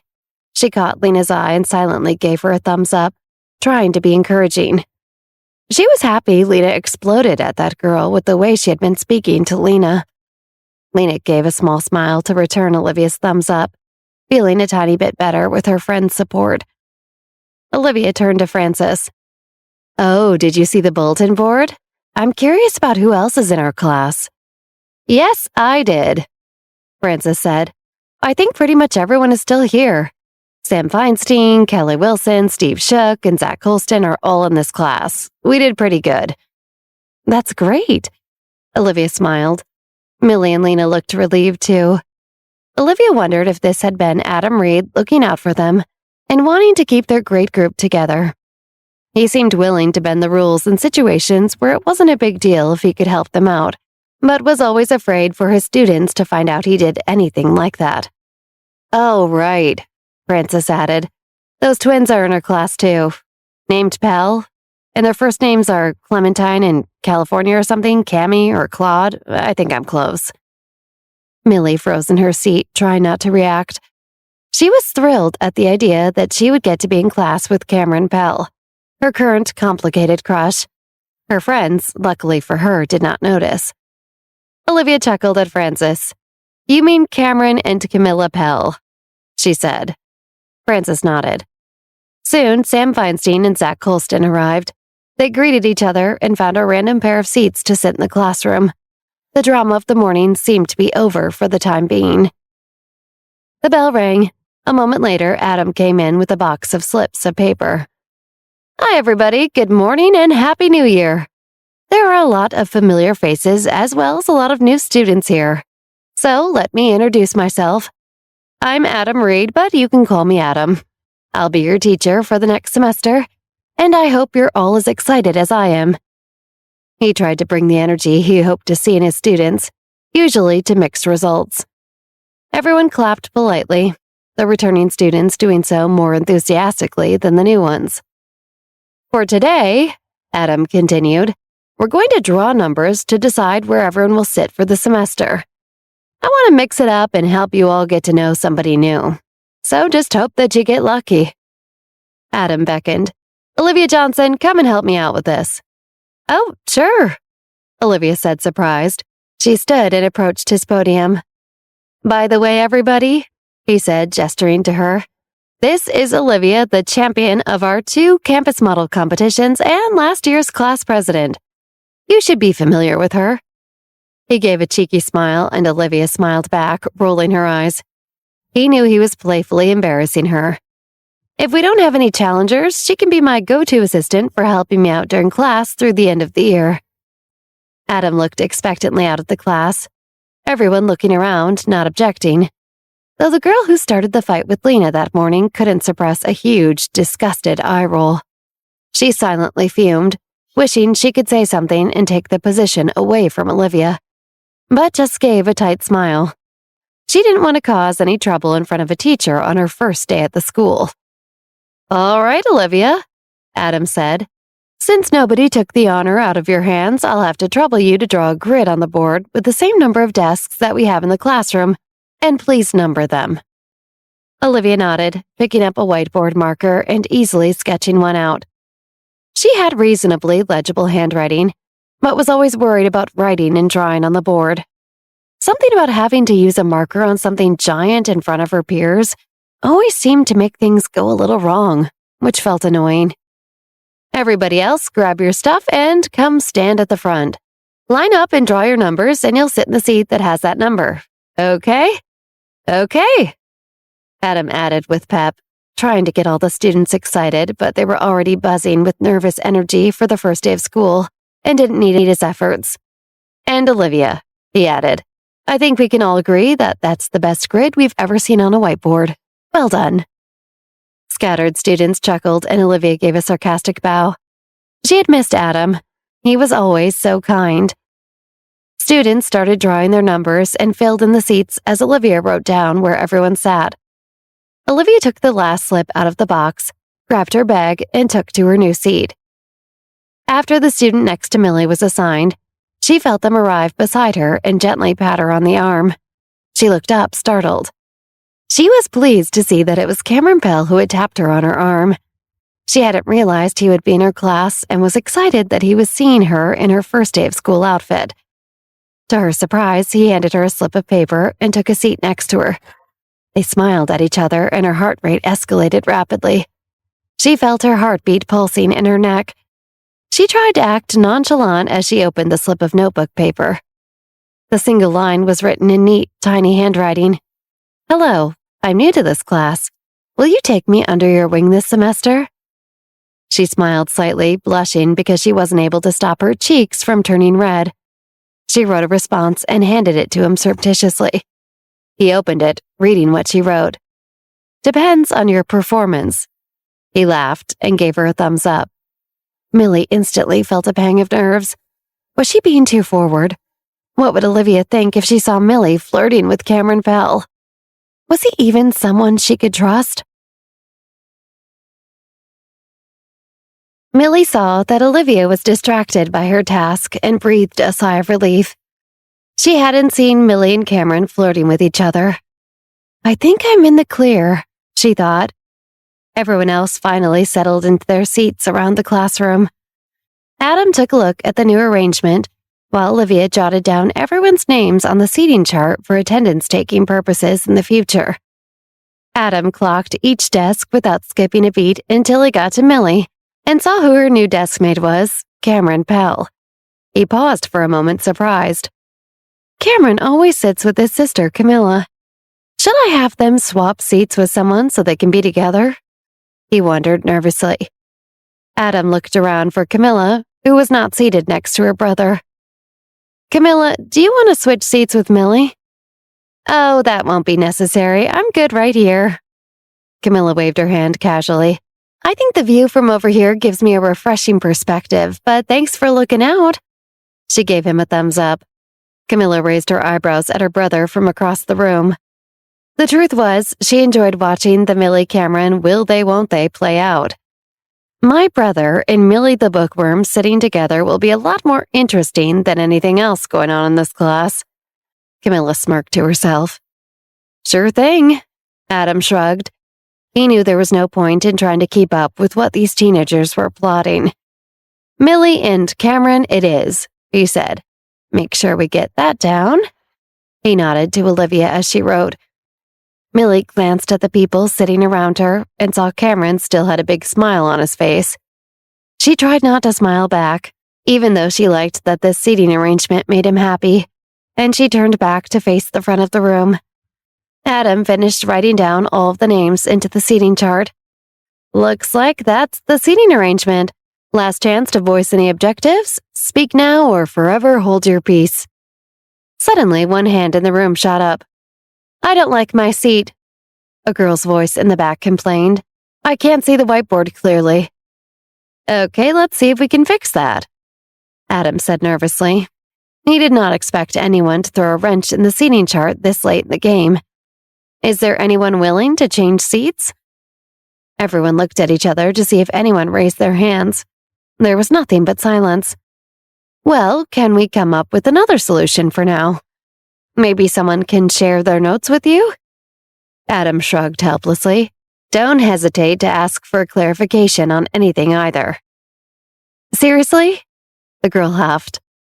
Sorry, my hands are tied since no one's volunteering to switch, Adam said apologetically. Why doesn't your go-to assistant change seats with me? She insisted. She's taller than me. She'll be able to see better from here than I can. Everyone turned to look at Olivia since the go-to assistant had been specifically called out. Olivia peered around to see who was making the seating demands and roping her into this. She recognized the girl as the same one who rudely gave Lena a difficult time earlier. Oh, I see what I'm dealing with now, she thought. I would like to keep my seat, Olivia asserted. You're his assistant.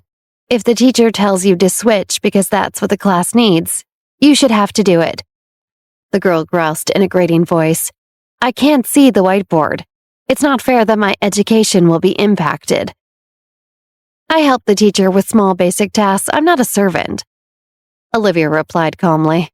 I got a random seat assignment just like everyone else. None of us got special treatment. Why should you? Just have someone show you their notes if you really can't see everything. The girl's jaw dropped like she had just been deeply insulted. Why won't you just change seats with me? She demanded. I don't want to be in the back either. I'm not obligated to trade with you. Olivia frowned. This girl is getting on my last nerve. I didn't think somebody could be more annoying than Monica, but she's giving my sister a run for her money. She's barking up the wrong tree. Make her switch seats with me, she ordered at Adam. She's being difficult.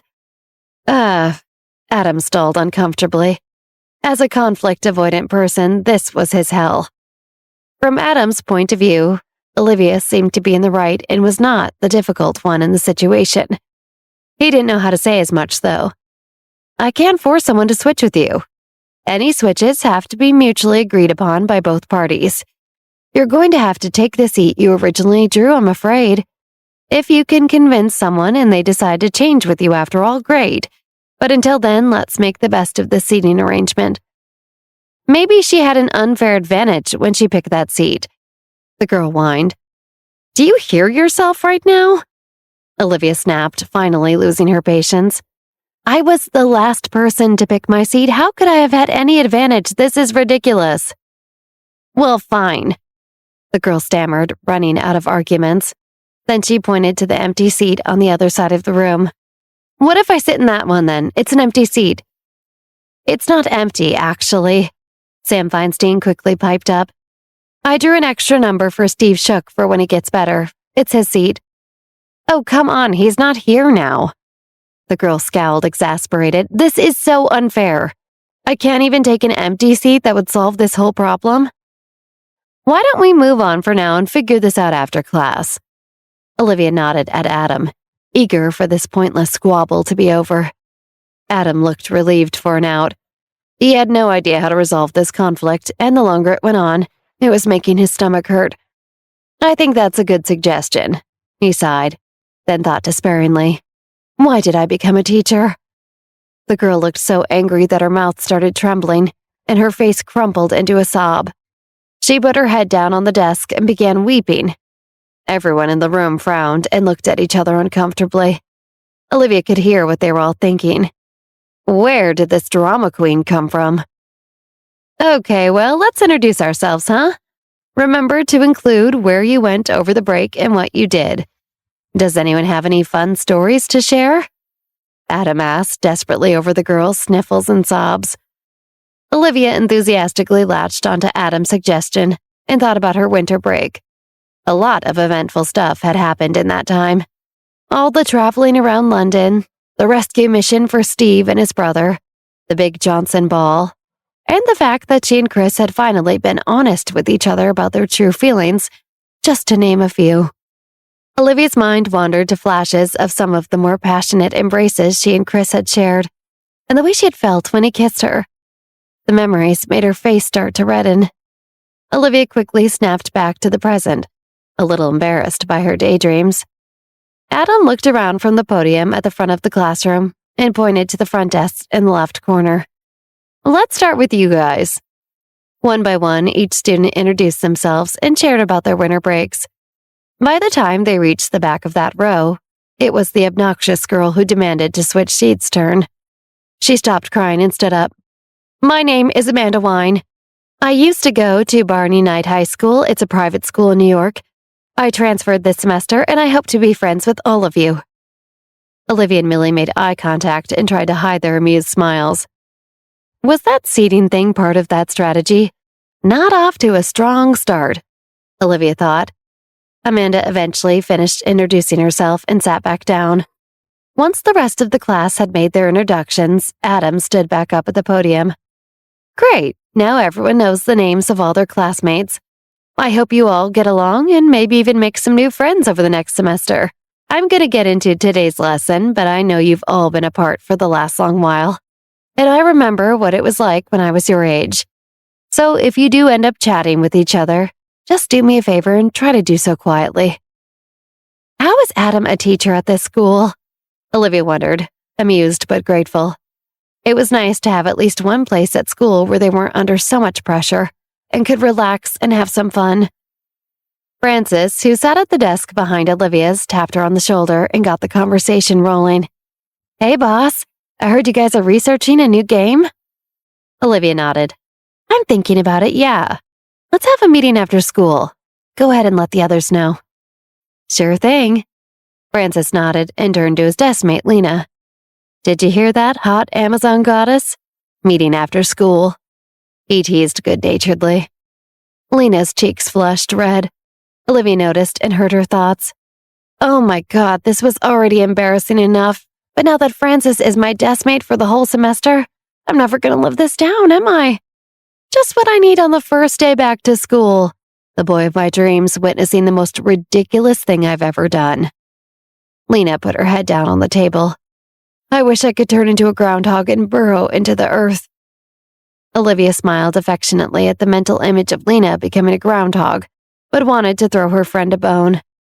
Let her off the hook, Francis. It's gonna get old, she said kindly and rolled her eyes. Okay, sorry, that was the last one, I promise. Francis chuckled.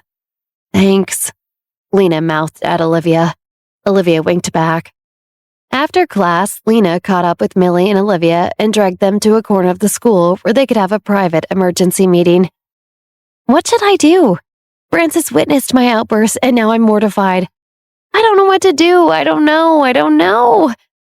Lena paced back and forth anxiously. I need to run straight into the sea. Or down into the earth, Olivia thought playfully as she remembered Lena's groundhog wish. Olivia and Millie were amused at Lena's distress over getting into a low-stakes mess of her own making, but they still wanted to be supportive. Olivia took a deep, thoughtful breath. What can we do? She shrugged. I think you should double down, own it, lean into it. Lena rubbed her face with her hands. I did not think he was going to overhear, she moaned. Too late for that now. Millie crossed her arms over her chest, an amused look on her face. What can I do? Lena sighed. I'll leave a letter, then go disappear into the forest for the rest of my life. You can visit me sometimes, take care of nuggets and cheese for me. Lena, this isn't move into the forest level bad. Olivia smiled. How about just becoming a nun abroad then? That's more reasonable. Lena suggested. You really want to become a nun? You know it usually doesn't work out like in the movies The Sound of Music or Sister Act, right? Sometimes it's like Sister Act 2, though, if you're lucky. Millie added dryly. Olivia couldn't help but laugh, and Millie joined in. Go ahead. Laugh at my suffering. Lena pouted. I'll remember your kindness when something like this happens to you someday.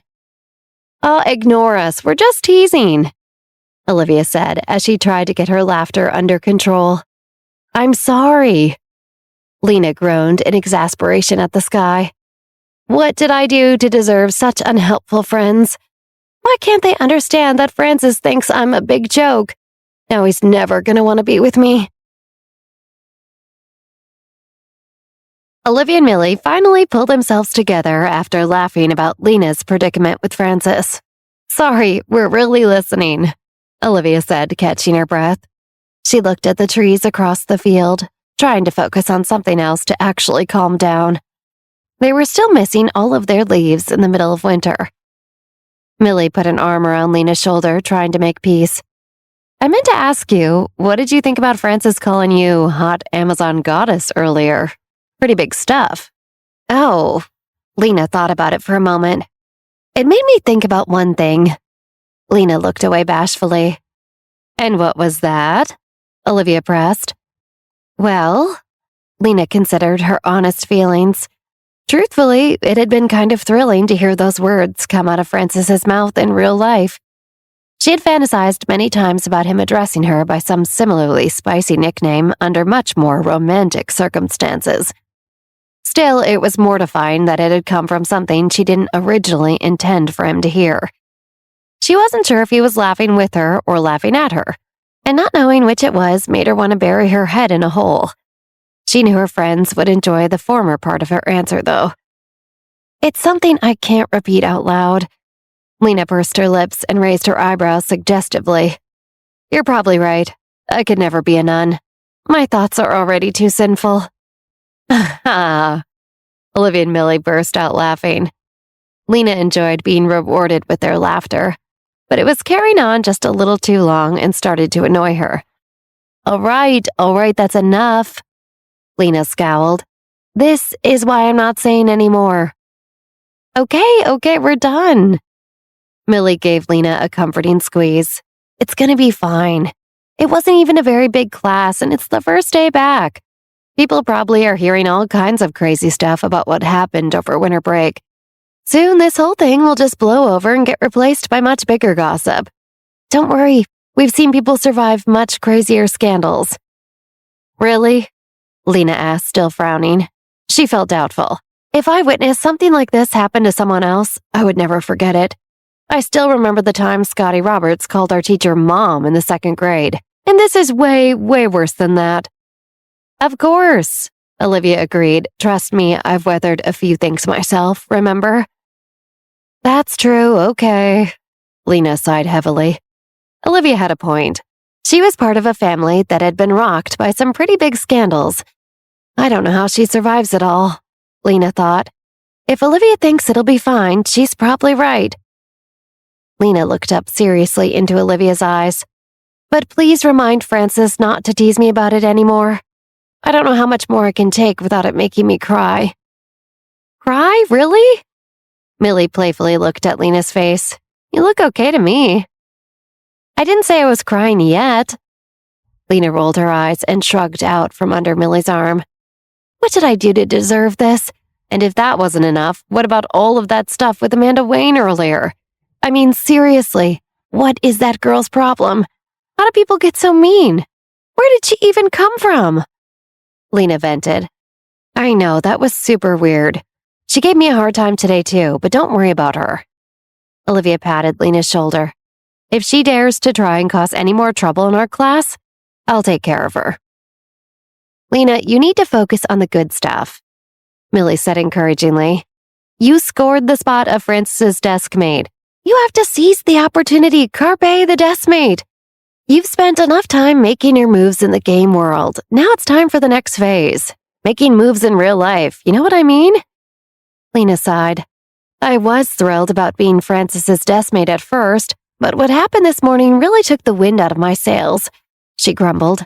Now he's already got a goofy impression of me on day one. I don't know, I think he was enjoying having an excuse to call you hot anything. Millie shrugged. He's going to forget about it soon anyway, just like everyone else. I don't even remember everything that happened today. Olivia turned to Millie. Right? Yes, I'm definitely going to forget about this if you stop bringing it up. Millie nodded to Lena. Really? You're not just saying that? Lena asked doubtfully. Really? Olivia and Millie exclaimed. "We'll shake on it," Olivia suggested. The three girls all took turns shaking hands. At lunch, all of the friends sat around the same table eating together. Sam took a bite of his sandwich and asked, "Have you heard? This morning, someone called that new weird girl, Amanda Wayne, ugly." Lena did a spectacular spit take after drinking her soup. "What? Did I say something wrong? I don't think it was that crazy," Sam asked, confused. Zach Colston and Kelly Wilson also shook their heads, having no idea what was going on. Millie and Olivia covered their mouths and turned their faces away, struggling to hold back their laughter. If Lena catches us laughing at her again this time, she really might kill us. Olivia thought to herself, "Don't laugh. Don't laugh." Millie seemed to understand the same as she resisted the smile on her face. She took small, shallow breaths out of fear that any more would set her off again. Ahem. Francis cleared his throat pointedly. "From what I can see, Amanda Wayne seems to be just a troublemaker. Whatever mean thing got said to her, she probably started it." "That's true." Sam nodded in agreement. "She started freaking out about wanting to switch seats and blaming Olivia for rigging it. She's a weirdo." "Yeah." Zach nodded as well. His early impression already had him feeling like Amanda Wayne was someone to avoid in the future. Something was just off about her. "Don't worry about Amanda Wayne." Olivia waved her hand dismissively. "If you don't go looking for trouble, you won't find any. And if she starts anything, she won't get away with it for long." Millie sensed the edge in Olivia's voice. "Man, I would hate to be Amanda Wayne right now," she laughed.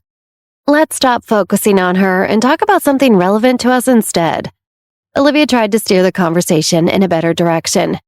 "You all heard about the meeting after school, right?" "Yeah," Sam and the others confirmed. "We'll all be there." "Great," Olivia said. "We'll talk about the next big project." They all nodded excitedly. All of them had been thinking about the next game project a lot. They had just been waiting for Olivia to formally call a meeting to talk over their ideas. "Sounds good," said Francis. He turned to Lena. "You're coming, right?" Lena jumped at Francis's unexpected attention. He seemed like he'd already forgotten about what had happened earlier. "Oh, yeah, of course I'll be there." Lena subtly glanced at Olivia and raised her eyebrows as if to say, "Looks like you were right." After school, Olivia and the others walked out to the front gate, excited for their meeting. But Olivia looked ahead in the parking lot and came to a sudden halt. Olivia frowned at the familiar car that was parked in the lot. "Sorry, guys, I have to postpone the meeting until tomorrow. Something's come up that I have to take care of." Even though it felt anticlimactic after all the built-up anticipation, everyone in the group agreed to wait until tomorrow. It wasn't like Olivia to cancel something that mattered to her as much as the company like that, so they trusted she had a very important reason. Olivia waved goodbye to her friends, and they left in the opposite direction. Olivia lingered until they were gone, then walked up to the side of the parked car. The windows were so tinted they looked like one-way mirrors. Then the door opened to reveal a man sitting inside. "Get in the car." Bruno Johnson smiled disingenuously. "There must be a pretty good reason why my uncle needed to come pick me up from school," Olivia asked casually as she leaned down with her hands on her knees to see inside the car from outside.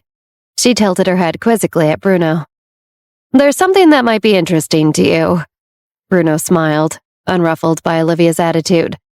"Come with me to the Johnson mansion and I'll show you. I promise I'll give you a ride home from there after."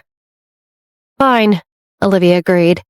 She was intrigued by Bruno's vague description, which was probably exactly what he wanted. But she knew she could take care of herself if anything went south.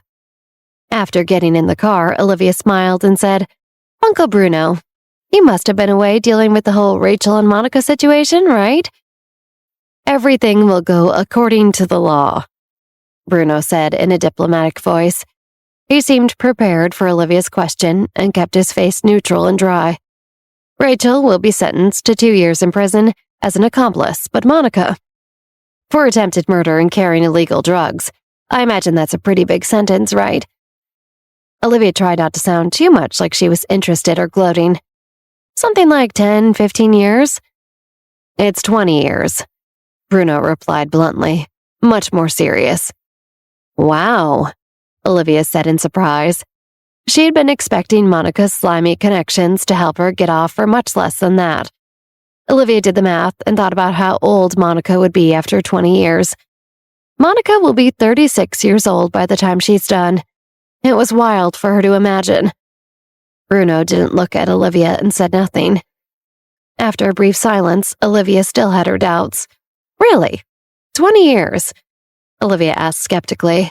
Don't you have influence with the system? Surely, you have more of an impact on how many years Monica gets. That's where a lot of the Johnson family power is. When the time comes, I don't doubt you would be able to reduce her sentence. So why haven't you?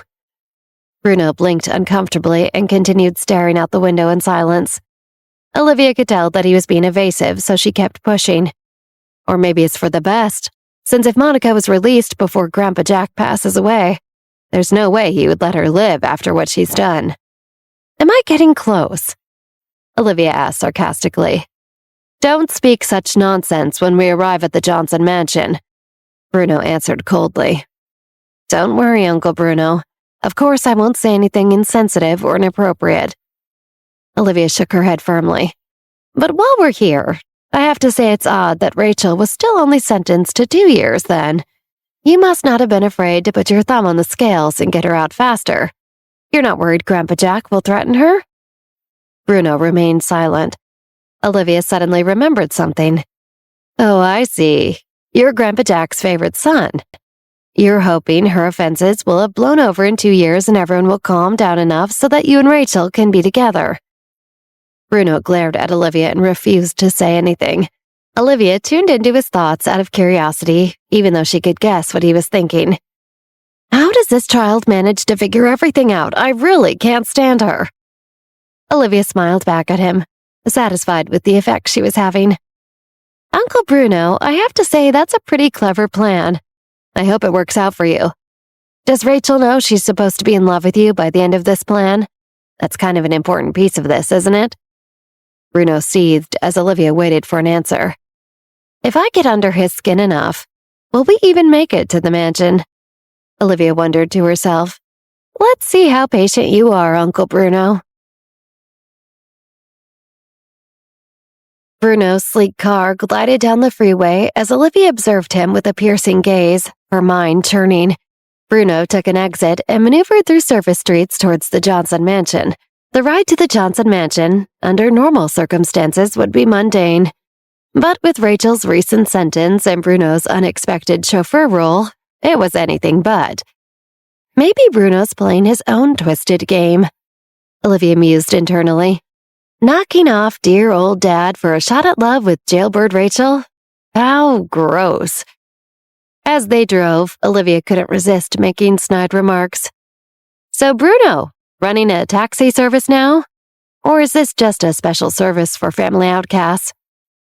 Bruno, trying to maintain his composure, gripped the steering wheel a bit tighter, a grimace forming on his face. Must be tough, Olivia continued, her tone dripping with sarcasm. Plain chauffeur 1 minute, star-crossed lover the next, how do you manage? Bruno's jaw clenched visibly, irritation simmering just below the surface. Olivia continued her verbal assault. Rachel's stint in the slammer. That's got to put a damper on your Romeo and Juliet fantasy. What's the plan? Serenades outside her cell window? Olivia smiled a wicked smile as she continued. Are you planning to send her love letters? Maybe you can start a prison pen pal program. Bruno's driving became noticeably faster, as if trying to shorten the duration of the car ride, and Olivia's commentary. No, the prison pen pal market is oversaturated. Maybe you could start a blog. Love on Lockdown. I'm pretty sure it'd be a hit, Olivia suggested, her tone a perfect blend of sarcasm and mockery. Inside, Bruno was fuming. Bruno imagined for a fleeting moment ejecting Olivia from the car. Why does she have to be so infuriating? He thought, struggling to keep his cool. His inner dialogue was a battle of restraint. Remember, Bruno, keep calm. Jack's already on edge with you for handling Rachel and Monica to the police. Just grit your teeth and bear it. Olivia, oblivious and indifferent to Bruno's internal struggle, continued her barrage of comments, each one sharper and wittier than the last. "You could write a book about it," Olivia quipped, her amusement at Bruno's discomfort clear. "Maybe a romance novel? Conjugal visits, a love story. I can see the headlines now." Bruno almost let a sharp retort slip, but stopped himself just in time. "Keep the peace with Olivia, that's the priority," he thought, clenching his teeth. As Bruno's car rolled up to the stately Johnson family home, Olivia's constant barrage of commentary ceased abruptly. The sight of the mansion, her so-called home, brought a wave of unexpected silence over her. Bruno, finally getting a moment of peace, thought to himself, "Thank God she's finally stopped talking." Olivia, her usual sharpness momentarily dulled, looked at the familiar yet foreign structure. "Back to the lion's den," she mused internally. "Feels more like stepping into a trap than coming home." They stepped out of the car, the air between them filled with unspoken thoughts. Bruno broke the silence. "How does it feel to be back?" Olivia, her wit returning, replied dryly, "Like walking into a stranger's funeral. It doesn't feel like my home. Maybe it never did." Her eyes swept over the mansion. "Surprised to see the fire damage is mostly gone. Just some lingering construction." Bruno nodded. They worked fast, wanting everything back to normal, or as normal as it gets here. Olivia, her curiosity piqued, asked, "So why am I here, Bruno? As much as I love having you drive me around, I can't help but think there's more going on." Bruno, his irritation resurfacing, admitted, "Trust me, I have no desire to bring you or even talk to you." But Jack insisted. "Is he here?" Olivia asked, a hint of caution in her voice. "Yeah, he's in the study," Bruno replied, gesturing towards the mansion. As they walked towards the entrance, Olivia thought to herself, "What does Grandpa Jack want now? Another round of family theatrics?" Inside, the mansion was a testament to the Johnsons' wealth and taste, or lack thereof. The opulent foyer led to a hallway that branched off into various rooms, each holding its share of family secrets. Olivia, as she approached the study, braced herself. "Whatever you're planning, Grandpa, I'm ready for it." Olivia entered Jack's study, the air thick with the scent of old books and leather. Jack, seated behind his grand desk, wasted no time. "What's your end game, Olivia? Why show up at the family meeting? What are you playing at?" Olivia smirked, amused by Jack's apparent annoyance. This is how he wanted to play, so she's ready to play. "It's simple, really. I want the Johnson mansion." Jack's expression shifted to one of surprise, then hardened. "I'd burn it to the ground before letting you have it." Unfazed, Olivia leaned against the doorframe, her tone casual yet firm. "You and Bruno will be leaving New York soon. I'd rather own the house than see it sit empty." Internally, Olivia recalled her past life, where they left New York after a few years.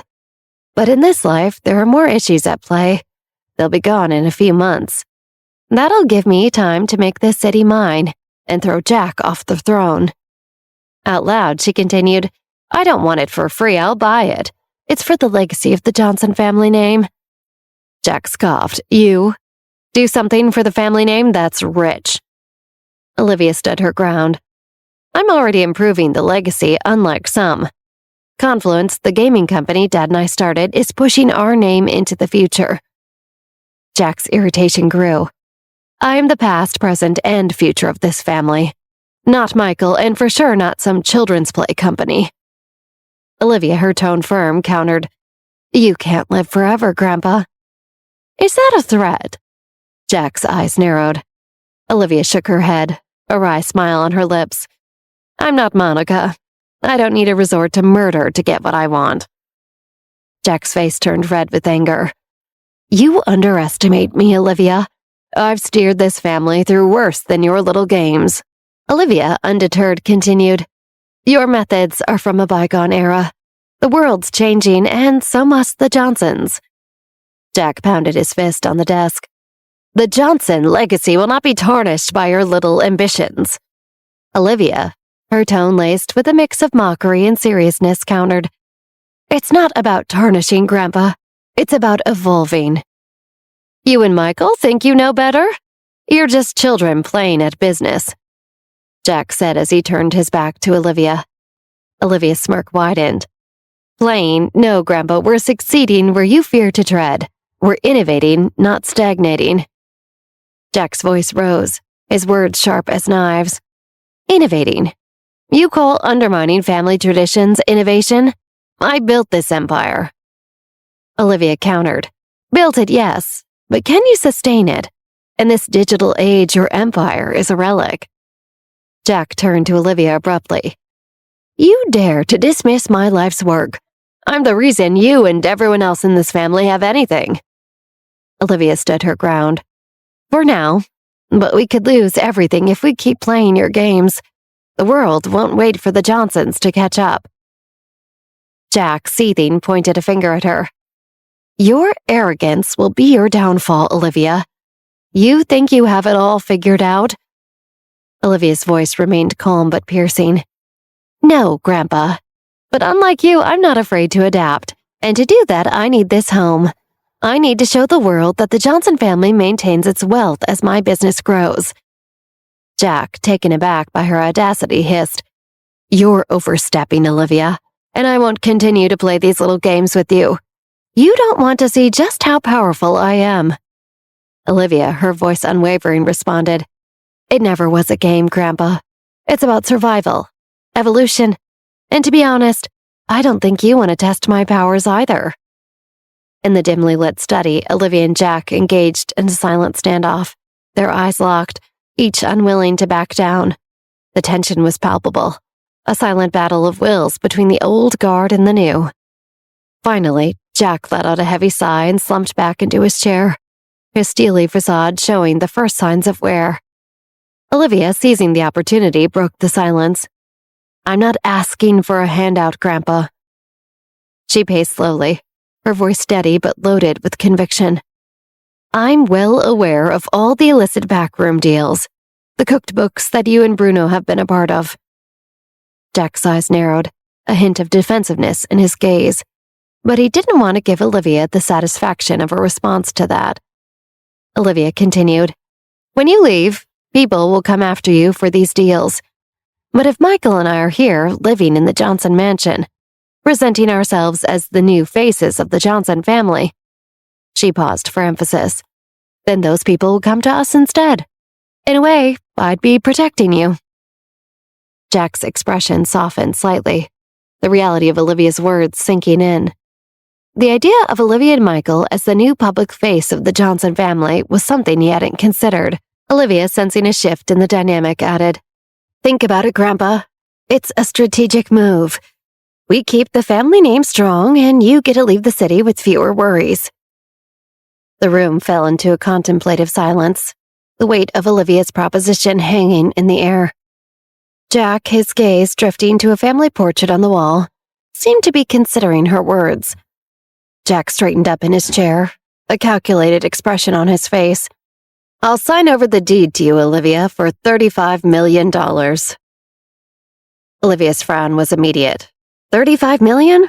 That's highway robbery, Grandpa. The two locked in a fierce negotiation, each trying to outmaneuver the other. $12 million is my offer, Olivia countered, her tone resolute. Jack scoffed. 12, that's a joke. I won't take a penny less than $25 million.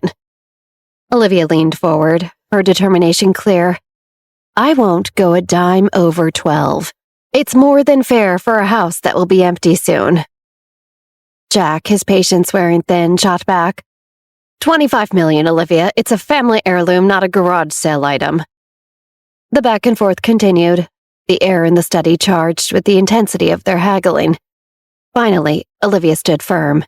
$15 million, and that's my final offer. Take it, or leave it. Jack, visibly agitated, started to argue but then paused, weighing his options. Not a cent more than $15 million, Grandpa. It's a fair price. Olivia insisted, her eyes not leaving his. After a moment of tense silence, Jack begrudgingly agreed. Fine. $15 million. They extended their hands, and as they shook on the $15 million price, Olivia couldn't help but add, As much as I appreciate a gentleman's agreement, we both know you're no gentleman, Grandpa. I won't leave without a contract and the deed. Jack's smirk was almost proud. You know, in my day, a handshake was the only thing needed. What's the matter? You don't trust me? Olivia gave Jack a knowing smile. I don't do things the way they used to be done, Grandpa, and I only trust those that should be trusted. Jack nodded, silently impressed. Bruno, call the lawyer and have them draft a contract and get the deed to the house. Bruno, who had been quietly observing the exchange, nodded, his gaze lingering on Olivia for a long moment. In his mind, a storm of thoughts swirled. I've seen the best of them from New York to London, Bruno reflected. I've watched Jack go against industry titans and slay them without blinking. I've seen it all, but I've never seen anyone as impressive as Olivia. She just negotiated Jack Johnson down from $35 million to $15. That's unheard of. Bruno couldn't help but wonder how big of a threat Olivia could be. She's not just a thorn in our side, she's a force to be reckoned with. As Bruno left the room to make the call, Jack turned back to Olivia. I must admit, I didn't expect you to drive such a hard bargain.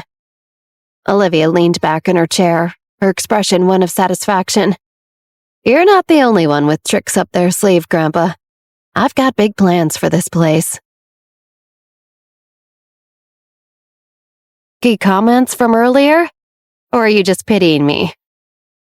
Olivia, lounging in the passenger seat, glanced over with a mischievous glimmer in her eyes. Oh, Bruno, as if I could ever run out. I just thought I'd give you a break. It must be exhausting constantly being outplayed. Bruno, attempting to gauge her, found himself lost in the labyrinth of her wit. She's a riddle wrapped in a mystery, and potentially a bigger threat than I imagined, he thought. Olivia turned to face him, her question casual yet pointed. When are you leaving New York? Bruno raised an eyebrow. Why do you ask? Planning a grand farewell or plotting my exit? Olivia's laughter was light, but her eyes held a sharp glint. If I were plotting against you, Bruno, you'd be none the wiser. But seriously, you and Jack seem in a hurry to leave. That raises questions. Their eyes locked in a silent exchange, a wordless contest of wills playing out in the confines of the car. Breaking the gaze, Olivia leaned back. I'm just curious about your schedule. I have plans for renovation once you're gone. End of April, Bruno said. That's when we plan to leave the city. Perfect, Olivia nodded. Just in time for spring cleaning. Approaching her apartment, Bruno stole glances at Olivia, a mix of intrigue and wariness in his eyes. He pulled over, and she stepped out. He couldn't help but watch her confident stride. Alone in the car, his thoughts turned dark. I should have taken care of her long ago. Rachel, Monica, and my life would have been simpler. Bruno pondered as Olivia disappeared into the building. $15 million. For a mansion worth triple that. What's the old man playing at? The streetlights cast long shadows as Bruno sat in the quiet car, contemplating what to do about his growing Olivia problem. Olivia strode into her apartment. The sound of the city hummed distantly below. Her mind was a torrent of strategic calculations and apprehensions. The whole game with Jack was just theatrics. The truth is, the Johnson Empire is on a knife's edge, she reflected, her eyes fixating on the skyline. If we fall, it's not just us. It's every New York titan tied to our name. We're talking about an economic domino effect. She paused by the door, the city lights casting shadows across her face. And then there's Confluence, our beacon in the tech world. But what's its fate in the aftermath of the Johnson fallout? The market won't be kind. Olivia contemplated the magnitude of what lay ahead. I can outplay the old guard, but this is a whole different battlefield. It's not just about salvaging a name. It's about holding up an empire. Her fingers drummed against the wall, the rhythm a silent echo of her racing thoughts. Confluence, the legacy, the businesses that rely on us. How do I shield them from the storm that's brewing? The room felt cavernous, reflective of the daunting task ahead. I need a masterstroke. A plan that's not just clever but monumental. I need to pull the biggest rabbit out of the hat. As Olivia gazed out into the night, the city seemed to pulse with the beat of a million lives, all unknowingly hinged on the fate of the Johnson legacy. She knew that the decision she made would ripple far beyond the walls of her mom's apartment. I'm not just playing for keeps now, I'm playing for survival. For mine, for Confluence. It's not just about winning. It's about not letting everyone else lose. No pressure, right? Olivia exhaled a heavy sigh, trying to dispel the cloud of worry enveloping her. She stepped into the living area, her eyes landing on Victoria, who greeted her with a warm, comforting smile. Seeing her mother, Olivia felt a wave of relief wash over her. The tense lines on her face softened as she moved closer to Victoria. "Hungry, Liv?" Victoria asked, her voice carrying a motherly concern. "No, I'm good," Olivia replied, collapsing next to her on the couch. She let out a breath she didn't know she was holding. Victoria, sensing her daughter's weariness, began gently rubbing Olivia's back in soothing circles. Olivia, succumbing to the comfort, rested her head on Victoria's shoulder. "What's wrong, honey?" Victoria inquired softly, her eyes filled with concern. Olivia, not wanting to burden her mother with her worries, masked her anxiety. "Nothing, Mom, just a long day." Inside, Victoria could sense the turmoil churning beneath Olivia's calm exterior. She chose not to press further, recognizing that Olivia was no longer just her little girl. She was a woman facing challenges far greater than any teenage woes. Olivia's carrying more than she lets on, Victoria thought, her hands still moving in comforting motions. But she's her person now, facing her battles bigger than I can imagine. Olivia reached out and gently squeezed Victoria's hand, a silent gesture of gratitude. After a moment's pause, she asked, "Mom, isn't Granddad Andrew Park's birthday coming up soon?" Victoria's brow furrowed at the mention of her father. "Yes, in a few months. It's at the end of April. Why do you ask?" She responded, clearly puzzled by Olivia's sudden interest in her grandfather. Olivia nodded, her mind seemingly drifting elsewhere. "Just wondering," she murmured, her voice distant. Victoria, sensing there was more to Olivia's question, pressed on. "Why the sudden curiosity about your granddad's birthday, Liv?" "No reason," Olivia replied in a high-pitched tone that betrayed her words. Victoria studied her daughter, her maternal instincts kicking in. "Olivia, why are you so suddenly concerned about your grandfather's birthday?" Olivia offered a quick, sharp retort. "I almost lost one grandfather. Can't I be concerned about the other?" Victoria chuckled at her daughter's wit, but saw through the facade. "What are you really up to, Olivia?" Olivia feigned innocence. "I don't know what you mean. I'm just being a good granddaughter." Victoria's expression grew more stern. "Olivia, tell me the truth." With a coy smile, Olivia finally relented. "I was just thinking, maybe you and Dad should visit Granddad Andrew for his birthday." Victoria's eyes narrowed slightly as she read between the lines. Olivia's suggestion wasn't as innocent as it seemed. There was a strategy at play. Yet she chose to play along for the moment, curious about where her daughter's plan was leading. "Why do you think your dad and I should both visit Granddad Andrew for his birthday? I'd love to see him, but I'm curious why you're so insistent on Michael joining." Olivia, evading her mother's questioning gaze, reached for her phone. "I just think it would be great for the both of you," she said, busying herself with booking the travel arrangements. Victoria watched her daughter, amusement mixed with curiosity dancing in her eyes. "You're awfully quick to organize this trip. What's the rush?" Olivia, without looking up, replied, "You and Dad will have a wonderful time. It's important." Her fingers flew over the screen. "And I'll even get you first-class tickets." Victoria raised an eyebrow, surprised. "First class? That's quite generous for someone without any ulterior motives." She turned to Victoria, her expression earnest. "Just make sure Granddad knows that Dad has changed. He shouldn't be blamed for your breakup all those years ago. Granddad should go easy on him.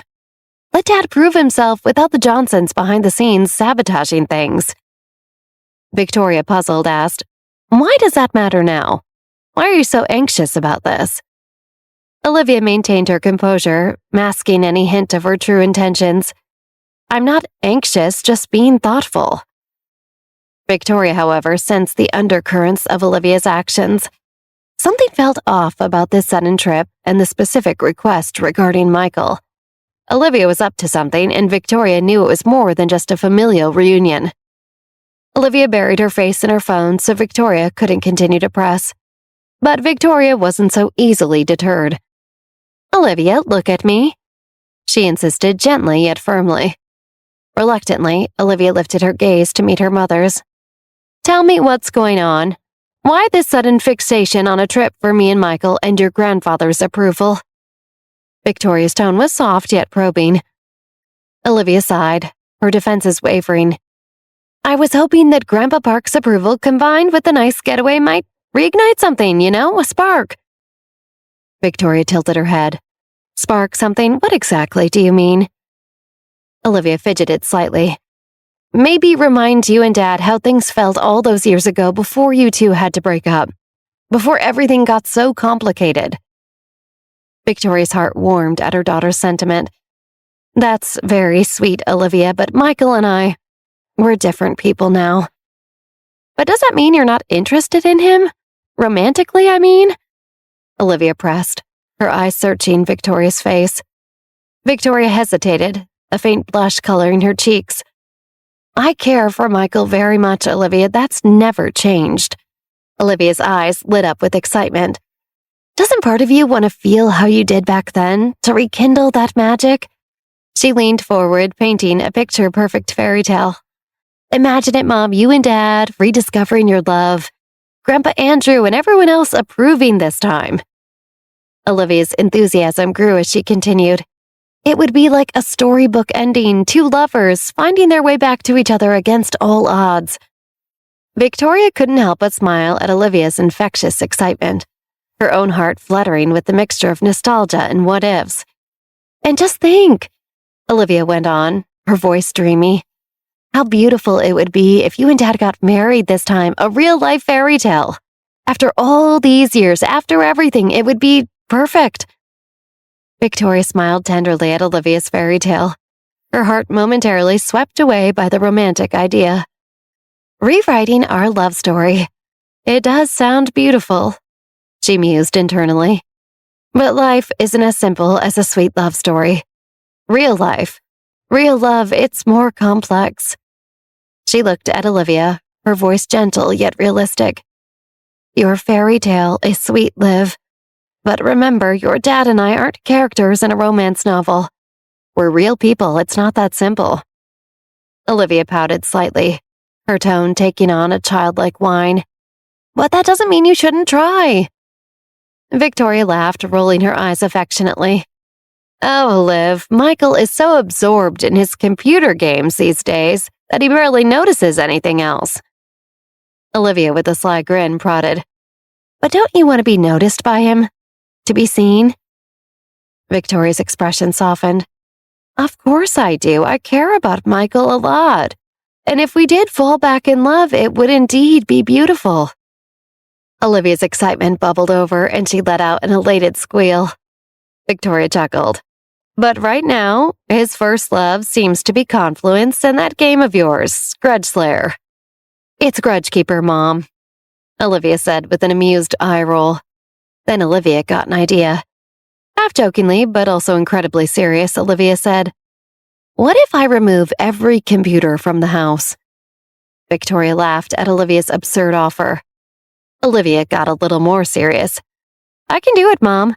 I can remove every computer and every computer game from the house. It's my game. I can even write a code to have him blocked from it." Victoria laughed heartily. "That won't be necessary, but thank you. It's a sweet thought. If you want some one-on-one time with Dad, or maybe even a nice romantic date or getaway, just say the word, and he'll be banned from every computer game he can think of," Olivia said with a smile.